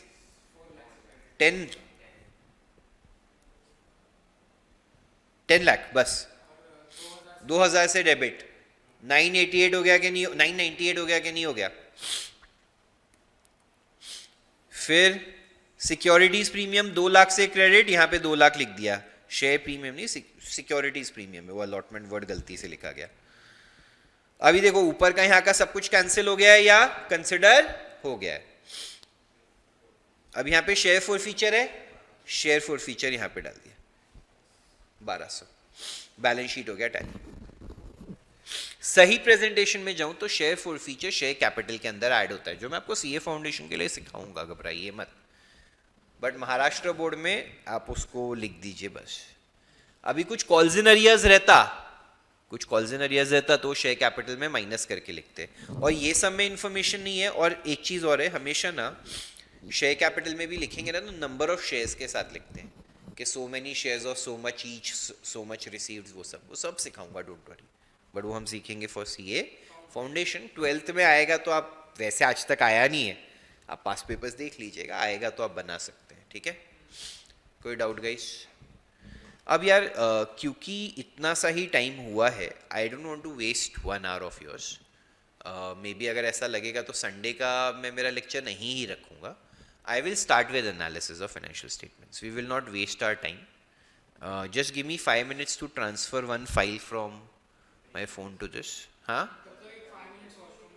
हाँ, 10 मिनट का ब्रेक ले लो ना। बेचारे मांगने का ही उसका कैपेसिटी कम हो गया उसका। सबको इशू ऑफ शेयर समझा है ना अच्छे से? ऐसा तो नहीं है ना कि अरे सर भगा दिया, बहुत नहीं समझा है। चलो डन।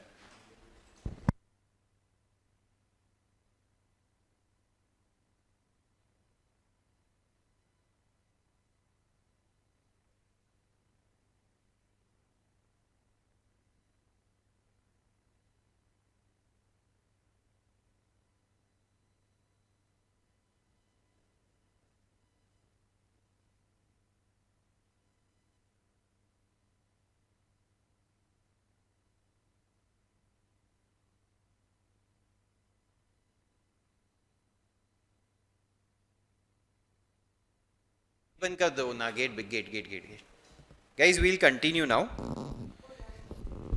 चलिए, हो गया बातचीत सबका। चलिए, अभी हमें फोकस करना है on analysis of financial statement.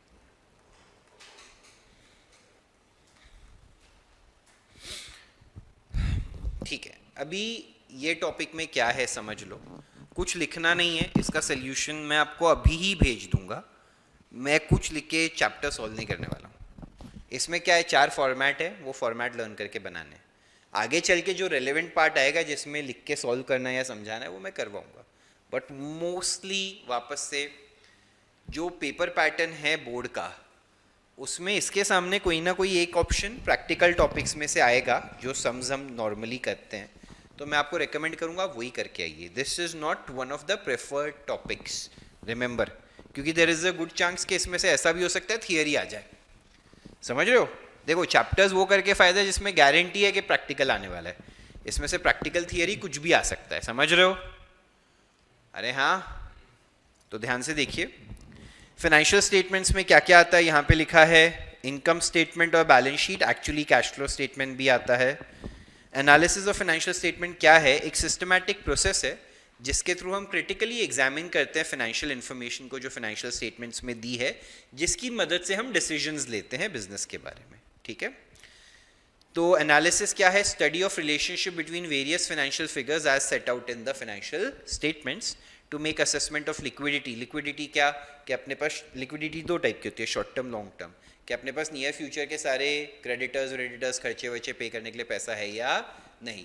Long term मतलब लोन्स वोन्स रीपे करने के लिए पैसा है या नहीं। लॉन्ग टर्म सॉल्वेंसी जो मैंने बोला अभी। ऑपरेशनल एफिशिएंसी के बिजनेस ऑपरेट अपने ऑपरेशनल एफिशिएंसी का क्या मतलब है, जो अपना खर्चा हो रहा है as compare to the revenues that we are earning, वो सेंसिबल है या नहीं है। हाँ, and profitability of the enterprise. Financial analysis include both analysis and interpretation. Analysis means simplifying and classifying the data in the financial statements, उसकी मदद से फिर हम इंटरप्रिटेशन करते हैं। ठीक है, वो डेफिनेशन है, वो आप पढ़ लीजिएगा, इतना कुछ नहीं है। क्या क्या टूल्स यूज होते हैं वो यहाँ पे है फाइनेंशियल स्टेटमेंट एनालिसिस के लिए। एनालिसिस ऑफ बैलेंस शीट के लिए हम वर्टिकल स्टेटमेंट बनाते हैं, कॉमन साइज बनाते हैं, कंपेरेटिव बनाते हैं। पीएनएल के लिए भी वही बनाते हैं सब। क्या होता है वो मैं आगे जब एक एक टॉपिक सिखाऊंगा तब बताऊंगा। फिर रेशियो एनालिसिस करते हैं और कैश फ्लो स्टेटमेंट बनाते हैं। देख रहे हैं सब लोग, जो बनती है अकाउंटिंग स्टैंडर्ड नंबर 3 के हिसाब से। तो अभी अगर मैं आपको बताऊं तो आपके सीए इंटर में रेशियोज एक सेपरेट टॉपिक है, कैश फ्लो स्टेटमेंट एक सेपरेट टॉपिक है। ये सब एक्चुअली थोड़ा सा रेशियोज में इंट्रोड्यूस करने में आ जाता है, बट हाँ ये भी एक सेपरेट पढ़ाई करनी पड़ती है। तो मैं बोल रहा था ना 25, 30, 35 घंटे का सिलेबस है ये, रातों रात तो, और यार वो कॉन्सेप्ट ही उतना डेप्थ में अभी तक नहीं गए, तो इसको तो रट्टा मार के ही करना पड़ेगा अपने को। जहाँ जहाँ मुझे लगेगा मैं एक्सप्लेन कर सकता हूँ मैं करूँगा, ऐसा नहीं है कि आपको एकदम ही वेस्ट हो जाएगा टॉपिक। बट हाँ बहुत डेप्थ में जाके, जैसे कैश फ्लो जब मैं सिखाता हूँ एकदम प्यार से, तो मैं 3-4 घंटे तो कैश फ्लो का सिर्फ बेसिक समझाता हूँ, वैसा नहीं करूँगा। रेशियोज जब मैं सिखाता हूँ मैं 6 घंटा तो सिर्फ रेशियोज के सारे फॉर्मूला समझाने में निकालता हूँ, तो उतना नहीं करवाने पड़े। ठीक है, चलें आगे। एनालिसिस ऑफ बैलेंस शीट, यहाँ पे अभी उसने क्या बोला, एसेट्स 2 टाइप के होते हैं, रियल एसेट्स या फिक्टिशियस एसेट्स। फिक्टिशियस एसेट्स तो आप जानते हैं, जैसे ये डेफर्ड रेवेन्यू एक्सपेंडिचर हो गया, पीएनएल का डेबिट बैलेंस हो गया, जो एक्चुअली एसेट नहीं है, बस डेबिट बैलेंस होने की वजह से हम एसेट साइड पे लिख रहे हैं। जैसे कोई डेफर्ड रेवेन्यू एक्सपेंडिचर हो गया, discount on issue of shares. अभी हमने इशू ऑफ शेयर्स में देखा नहीं, बट डिस्काउंट जब होता है तो उसको मैंने क्या बोला, पीएनएल में तो हम नहीं ट्रांसफर करते हैं, उसको भी एसेट साइड पे लिख देते हैं, discount on issue of shares, धीरे धीरे करके उसको राइट ऑफ करते हैं। प्रिलिमिनरी एक्सपेंसेस काफ़ी लोग ऐसा करते हैं, ये सब है डेफर्ड रेवेन्यू एक्सपेंडिचर का ही एग्जाम्पल और कुछ नहीं है। फिर पीएनएल अकाउंट का डेबिट बैलेंस। रियल एसेट्स में क्या क्या टाइप्स होते हैं, फिक्स्ड एसेट्स होता है, इन्वेस्टमेंट्स होता है, या करंट एसेट्स। फिक्स्ड एसेट्स में 2 टाइप हो गए, टैंजिबल और उसके मतलब बेसिकली उसकी लाइफ कितनी होती है, 12 महीने से ज्यादा, मतलब अपने को लगता है वो मनी या मनीज वर्थ में कन्वर्ट होएगा in a period more than 12 months. Current assets क्या होते हैं, which is expected within a period of 12 months. उसमें 2 टाइप के होते हैं, क्विक और नॉन क्विक। क्विक मतलब जिसको इमीडिएटली कैश में कन्वर्ट कर सकते हैं, नॉन क्विक मतलब थोड़ा सा टाइम लगेगा, 3-4 महीने का। तो नॉन क्विक में आप देखोगे तो स्टॉक और एडवांसेस गिवन या प्रीपेड एक्सपेंसेस आता है। स्टॉक क्यों, क्योंकि यार अगर मेरे पास कुछ माल पड़ा है, अगर मार्केट में डिमांड ही नहीं है तो मैं उसको कैश में कन्वर्ट नहीं कर पाऊंगा, जब वो बिकेगा उसी के बाद वो कन्वर्ट होएगा। मेरे हाथ में है क्या, नहीं। एडवांस भी दिया है तो जब आएगा आएगा, प्लस प्रीपेड एक्सपेंसेस क्या है? अगर मैंने अगले 1 साल का इंश्योरेंस प्रीमियम दे दिया है तो मेरे को आज का आज कैश चाहिए तो मिलेगा क्या? नहीं, मेरे को उसका बेनिफिट आगे आने वाले 12 महीने तक ही मिलेगा, इमीडिएट कोई बेनिफिट मिल सकता। सबको समझा? क्विक क्या होते हैं जिनको आप चाहे तो आज का आज कैश में कन्वर्ट कर सकते हैं। देखो, कैश इन हैंड और कैश इन बैंक तो रोकड़ा ही है। कोई बोलेगा सर डेटर्स को आप कैसे कंसिडर कर सकते हो क्विक? क्योंकि यार वो डेटर्स तो फिर आपको 3 महीने बाद पैसा दे सकता है। डेटर्स डिस्काउंटिंग का एक कॉन्सेप्ट होता है। मार्केट में कंपनीज हैं जिनके पास जाके आप अपने डेटर्स बेच के पैसा दे दीजिए, 2-4% कम देंगे, 3 महीने बाद वो लोग उनसे पैसा ले लेंगे, उनको इंटरेस्ट की कमाई हो जाएगी। जैसे बिल ऑफ एक्सचेंज में हमने बिल्स डिस्काउंटिंग सीखा था बैंक के साथ, वैसे ही ऐसे फाइनेंशियल इंस्टीट्यूशंस हैं जो डेटर्स का भी डिस्काउंटिंग करते हैं। या शॉर्ट टर्म इन्वेस्टमेंट्स हो गए, डिस्पोजेबल इन्वेस्टमेंट्स या मार्केटेबल सिक्योरिटीज जो इमीडिएट मार्केट में बेच के आप पैसे में कन्वर्ट कर सकते हैं। ट्रेजरी बिल, ये वो सब सीखते थे ना अपन। प्लीज बताइए, सबको समझा है? इन्वेंट्री स्टॉक क्या होता है? जो हम हेल्ड फॉर सेल मतलब हम रखते हैं with the intention to sell in the ordinary course of business या in the process of production for such sale, जो रॉ मटेरियल होता है। क्यों होल्ड करते हैं? कि आगे का फिनिश प्रोडक्ट बनाने में काम आएगा, या in the form of material और supplies to be consumed in the production process और in the rendering of services. 4 type का लिखा है रॉ मटेरियल, सोजन स्पेस, ये लास्ट के 3 पे मैं बाद में आता हूँ। एसेंशियली स्टॉक 4 टाइप का होता है। अगर समझो मैं फर्नीचर बनाता हूँ तो वुड मेरे लिए रॉ मटेरियल हो गया। अगर मैंने कोई टेबल पे आधा काम कर दिया है तो वो क्या हो गया? Work in progress. कोई टेबल रेडी है तो वो क्या हो गया? Finish goods. और अगर कभी कभार मैं किसी और ब्रांड का भी गुड्स में डील करता हूँ तो वो होता है स्टॉक इन ट्रेड। इसके लिए मैंने आपको एक पास्ट में ना टाइटन का एग्जांपल दिया था कि टाइटन क्या करता है, इंडिया में खुद की घड़ियां बना के बेचता है। अभी घड़ियों के लिए जो भी माल खरीदता है वो रॉ मटेरियल हो गया। जो पार्शियली मैन्युफैक्चर घड़ियां हैं वो क्या हो गए? Work in progress. उसके रेडी प्रोडक्ट हो गए फिनिश गुड्स। अभी पुलिस करके एक ब्रांड है, उसकी घड़ी पुलिस से खरीद के बेचता है टाइटन इंडिया में, तो वो उसके लिए क्या हो गया? Stock in. खुद से मैन्युफैक्चर नहीं कर रहा, उसकी ट्रेडिंग करता है। सबको समझा? और चीजें इन स्टॉक में क्या क्या आती है? स्टोर्स एंड स्पेयर्स आ गया, कुछ छोटा मोटा माल, कोई मशीन मेंटेनेंस या वो सब के लिए जो यूज होता है वो। लूज टूल्स आ गए, कुछ मशीन के स्पेयर पार्ट्स आप होल्ड करते हैं। या गुड्स एंड ट्रांजिट। सबको समझा? आपने कहीं से ऑर्डर किया, अभी तक आप तक पहुंचा नहीं है, शिप में है, और शिप अभी अटक गई है वॉर की वजह से। अटकी नहीं बट ठीक, काफ़ी बार 10-15 दिन तो लगते ही हैं वैसे भी आने में। हाँ,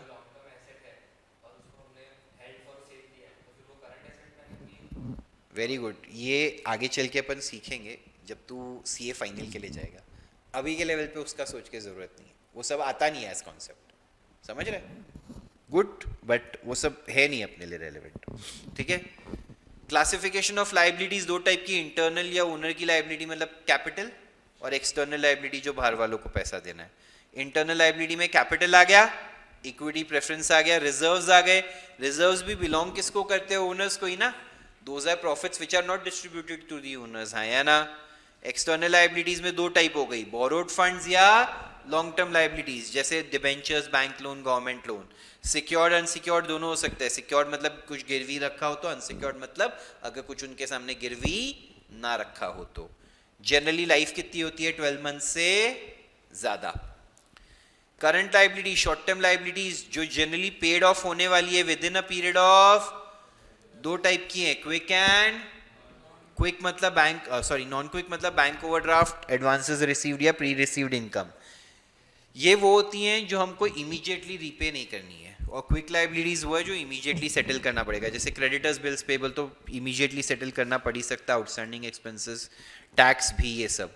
और नॉन क्विक क्या होता है? बैंक ओडी की अगर आपने 10 लाख की लिमिट ले रखी है और आप 10 लाख की विड्रॉ करते हैं तो बैंक आपको प्रेशर नहीं डालेगा रीपे के लिए, आप इंटरेस्ट भरते रहिए, आप 10 लाख की लिमिट हमेशा रख पाएंगे। समझा सबको? चलिए नेक्स्ट। अभी यहाँ पे मेन स्टार्ट होता है, जो फॉर्मेट है वो स्टडी करके इसको फॉर्मेट में बनाना। मैं एक बार देख लेता हूँ यहाँ पे अपनी टेक्स्ट बुक में कहीं फॉर्मेट अलग से दिया है क्या।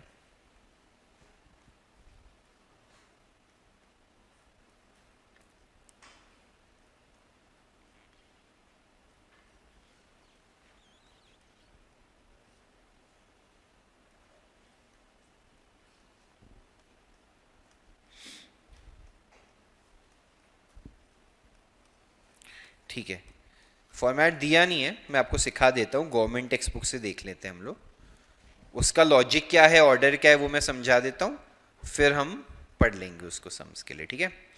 तो अभी यहाँ पे जो हम बैलेंस शीट का फॉर्मेट बनाएंगे ना, वो वर्टिकल बैलेंस शीट का फॉर्मेट होगा। अभी जो आप सीखते हैं वो टी फॉर्मेट या हॉरिजॉन्टल है, जिसमें एसेट्स लाइबिलिटीज आजू बाजू आते हैं। वर्टिकल फॉर्मेट में एसेट्स लाइबिलिटीज एक के नीचे एक आते हैं। कैसे, देख लीजिए यहाँ पे,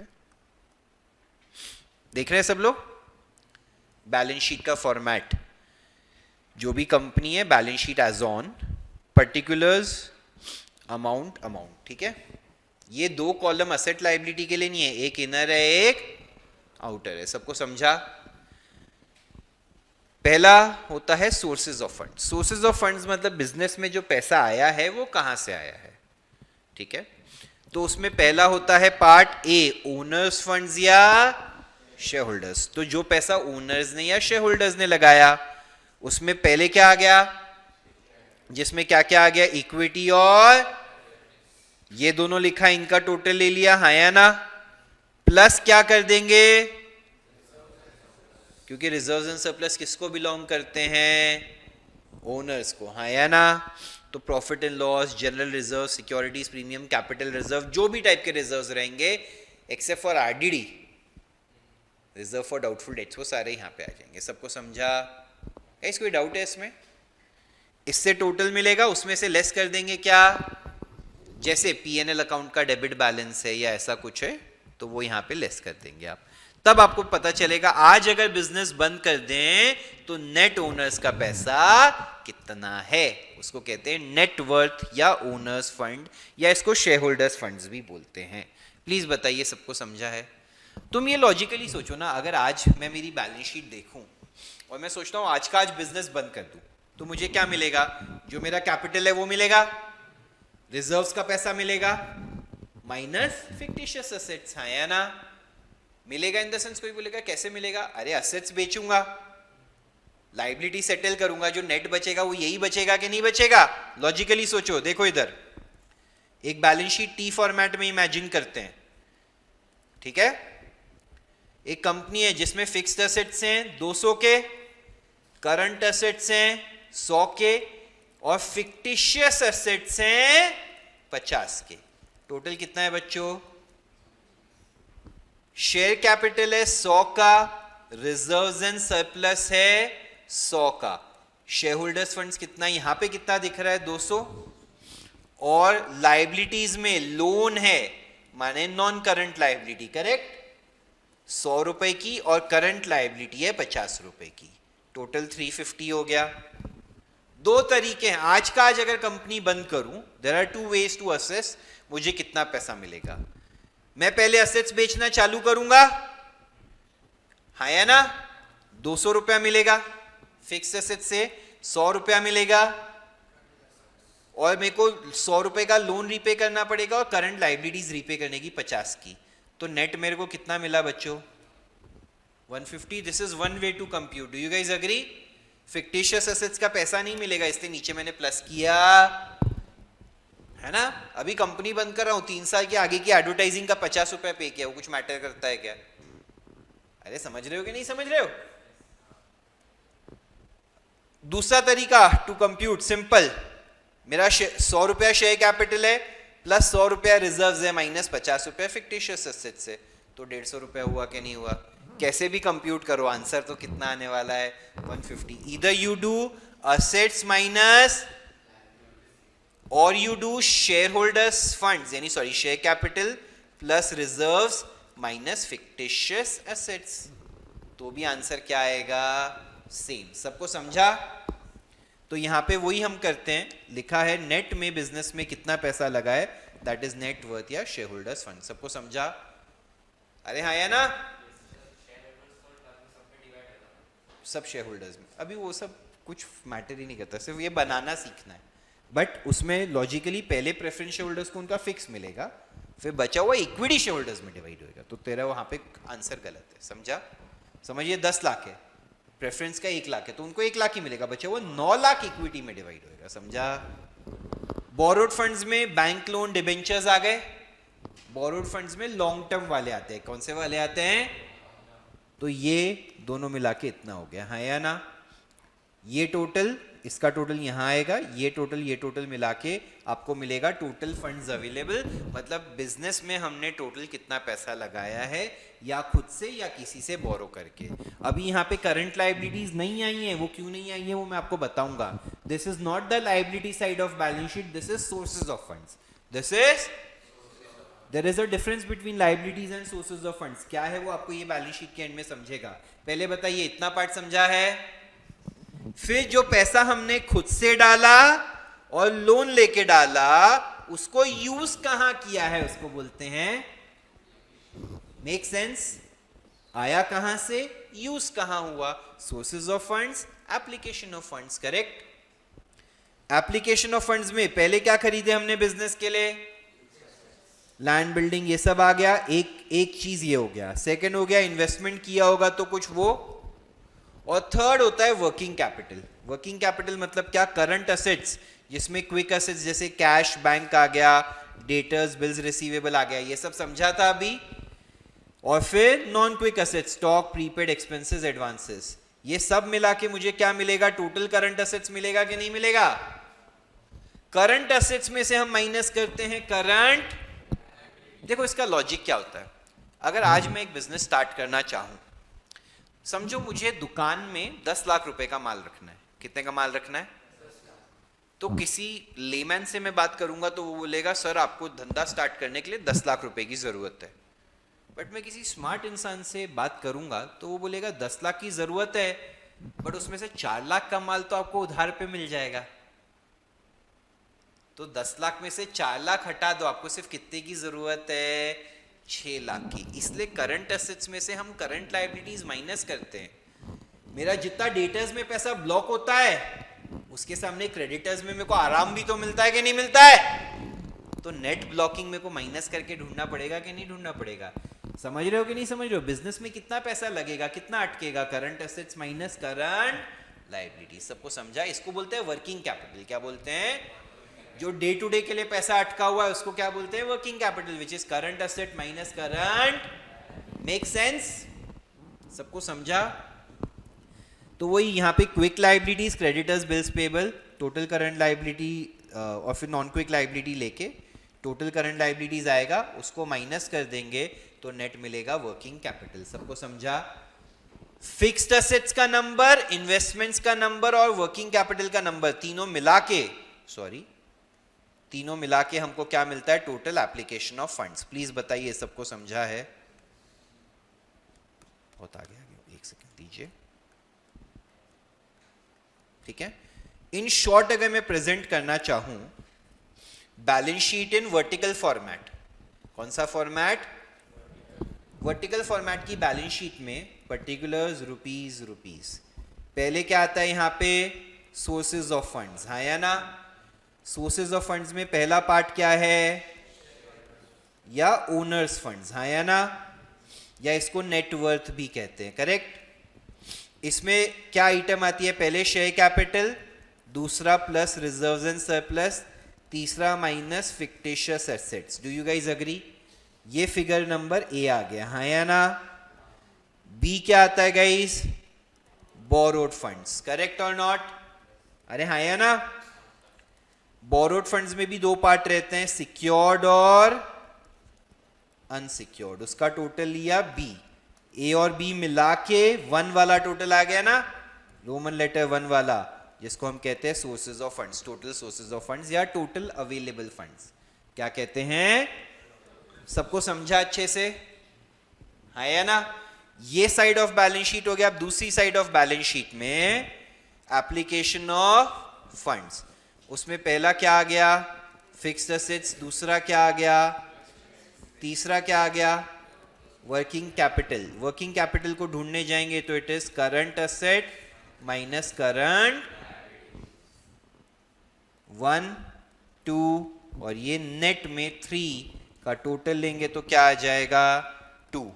that is application of funds का टोटल। मानते हैं? ये और ये होना चाहिए टैली, ये और ये होना चाहिए टैली। कैसे? मैंने जो एग्जाम्पल लिया था मैं वो एग्जाम्पल के माध्यम से आपको समझाता हूं। ये एग्जाम्पल था। इसको अगर अब मैं रीअरेंज करने जाऊं, जो फॉर्मेट है जो मैंने अभी आपको सिखाया उस हिसाब से, ठीक है, तो पहले आएगा सोर्सेज ऑफ फंड्स, हाँ या ना, जिसमें पहला क्या आएगा बच्चों, शेयर होल्डर्स फंड्स, करेक्ट और नॉट, जिसमें हम लिखेंगे शेयर कैपिटल 100 रुपया, रिजर्व्स एंड सरप्लस 100 रुपया, माइनस फिक्टिशियस एसेट्स, हाँ कितना रुपया, 50 रुपया। मैंने ये ले लिया, ये ले लिया और ये ले लिया, मानते हैं बच्चों, कितना बचा ये। बी पार्ट क्या आएगा, बोरोड फंड्स कितना रुपया बच्चों, 100 रुपया, टोटल कितना आ गया, this is total sources of funds. Roman letter 2 application of funds, उसमें पहला पार्ट फिक्स्ड एसेट्स कितना है बच्चों, 200। सेकंड है, सॉरी बी है इन्वेस्टमेंट्स, जो इस सम में, सी है working capital which is current asset, current asset कितना है बच्चों, 100, माइनस करंट लायबिलिटी कितनी है, 50, नेट 50 हो गया। ये भी 250 आया कि नहीं आया, क्या समझाया है, क्या समझाया तुमको, समझा, हाँ कोई फर्क नहीं पड़ता है ना, वो तो देखने का नजरिया अलग है ना तेरा, यहाँ पे उससे मैटर नहीं करता, टैली हो रहा है ना तेरा, क्योंकि इसमें तूने सिंपल है, ये 50-50 दोनों अलग अलग साइड शिफ्ट कर दिया, नेट कर दिया, तो उस वजह से तेरा यहाँ का 50 पॉजिटिव, यहाँ पे 50 नेगेटिव आ गया इन अ वे, और ये भी नेगेटिव आ गया, ओवरऑल 100 से टोटल कम हो गया। टोटल मैटर नहीं करता है, उसको मत देख, टैली हो रहा है और लॉजिकली सारी आइटम्स कंसिडर हो रही है कि नहीं, वो मैटर करता है। बताओ सबको समझा अच्छे से। इस पे बेस्ड अब हम सम देखते हैं, ठीक है।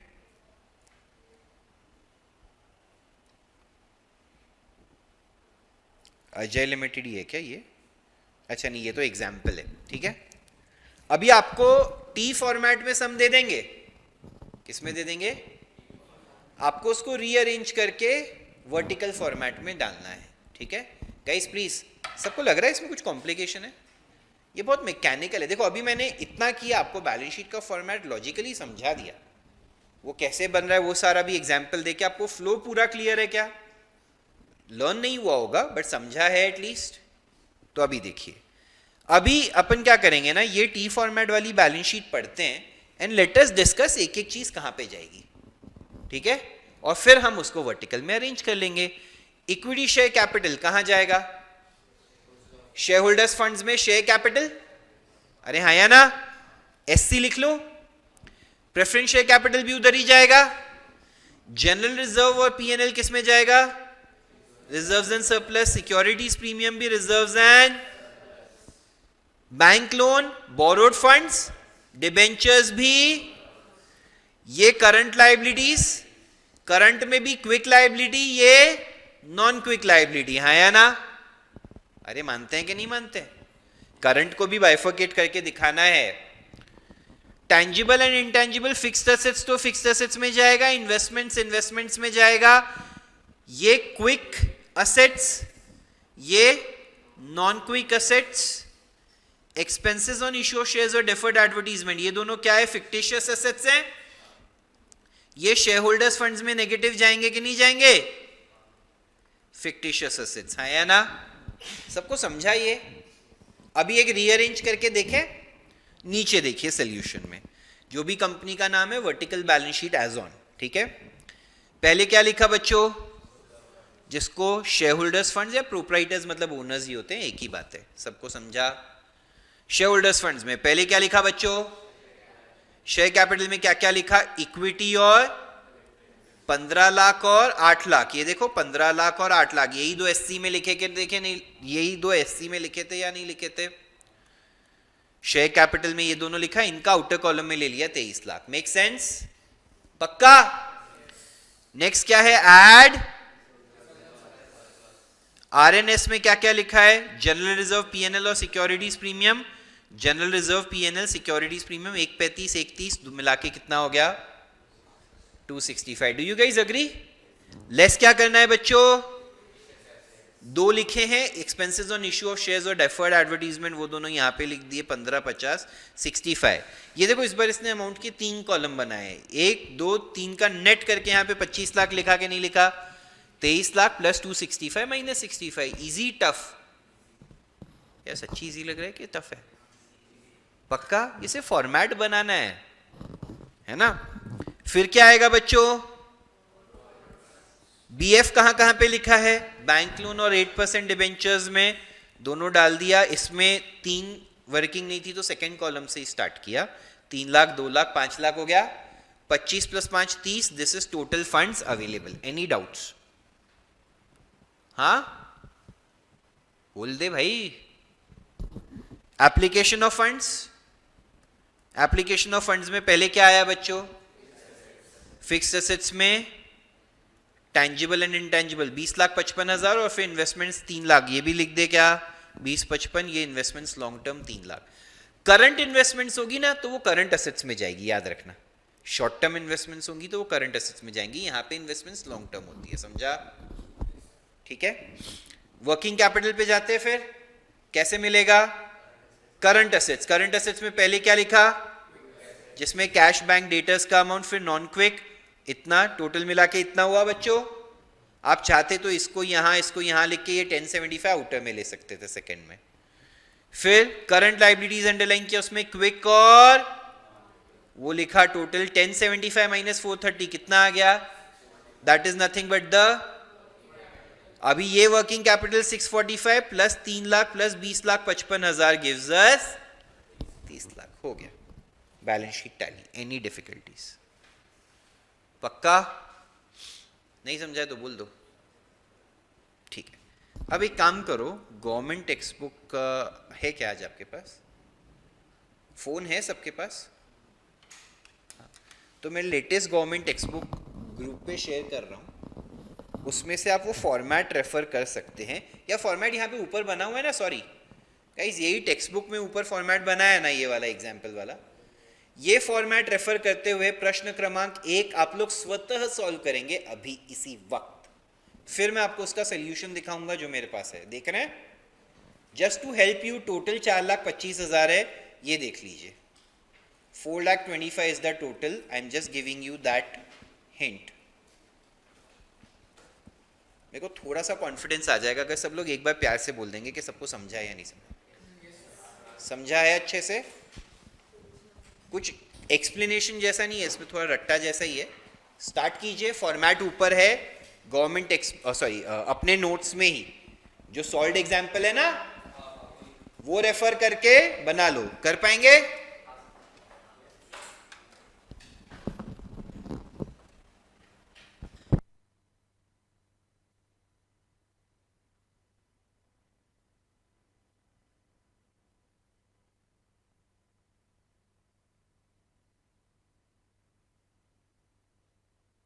पे एक मिस्टेक है, सब में देख लीजिए। 3,000 के सामने कुछ लिखा नहीं है ना, ये बैंक ओडी है, समझे? ठीक है। क्वेश्चन नंबर 1 में लाइबिलिटी साइड पे 3,000 के सामने कुछ लिखा नहीं है, वो बैंक ओडी है। क्लियर है सबको?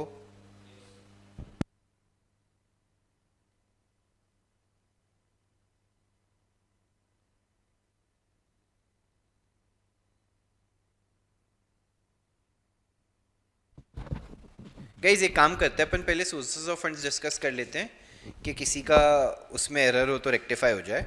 तो देखो ये जाएगा शेयर कैपिटल, ये जाएगा रिजर्व्स, ये जाएगा बोरोड फंड्स, ये जाएगा बोरोड फंड्स।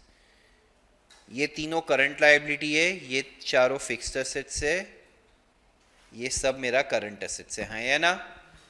तो देखो यहाँ पे शेयर होल्डर्स फंड्स में शेयर कैपिटल में सिर्फ इक्विटी लिखा, रिजर्व्स एंड सरप्लस ऐड करके सिर्फ जनरल रिजर्व लिखा, उसका टोटल ले लिया, है या ना?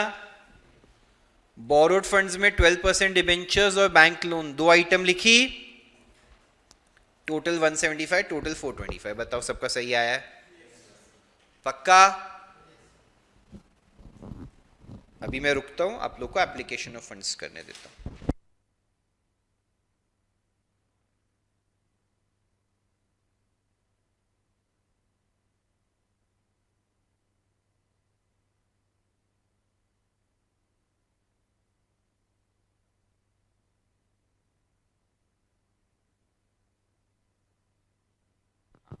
प्रेजेंट कर देते हैं। इधर देखिए स्क्रीन की तरफ, एप्लीकेशन ऑफ फंड्स में इधर देखो, पहले फिक्स्ड एसेट्स 1 2 3 4 चारों लिखा टोटल फाइनल आउटर कॉलम में, है ना। फिर क्या है, इन्वेस्टमेंट्स इसमें नहीं है, फिर वर्किंग कैपिटल। मैं रेकमेंड करूंगा नंबर 2 इन्वेस्टमेंट्स लिख के फाइनल आउटर कॉलम में डैश डाल दीजिएगा। ये जो 5 हेड्स है ना, share holders funds, borrowed funds, fixed assets, investments और वर्किंग कैपिटल, वो लिखा जरूर करो, ये 5 ब्रॉड। समझा सबको? सॉरी, करंट एसेट्स में उसमें क्विक एसेट्स 1 2 3, हाँ या ना। नॉन क्विक एसेट्स में 2 हैं, टोटल मिला के अपने को करंट एसेट्स मिल गया। देख ले कैसे प्रेजेंट किया है, ठीक है। करंट लाइबिलिटीज में क्विक में ये 2 हैं, नॉन क्विक में बैंक ओडी है, मिला के करंट लाइबिलिटीज मिल गया। 1,20,000 माइनस 15,000 किया तो मुझे वर्किंग कैपिटल मिल गया 1,05,000 और टोटल फंड्स अप्लाइड का भी टोटल आ गया 4,25,000। डन। प्लीज बता, देखो जितना जमे तू कर सकता है, सिर्फ आंसर समझ में आना चाहिए एग्जामिनर। 2 या 3 कुछ भी चलेगा, हाँ 1 में मत करना, बहुत शाबी हो जाएगा। 2 या 3 जैसे भी जमे, ठीक है। अभी आगे चल के अपन जब कॉमन साइज कंपेरेटिव बनाएंगे तो इसको 1 में भी करना पड़ेगा, तो सब चीज़ है, बट ठीक है। समझा है सबको अच्छे से? इजी लग रहा है? ये बैलेंस शीट का फॉर्मेट अगले लेक्चर से पहले अच्छे से पढ़ के आइएगा। That's it for the day guys, thank you.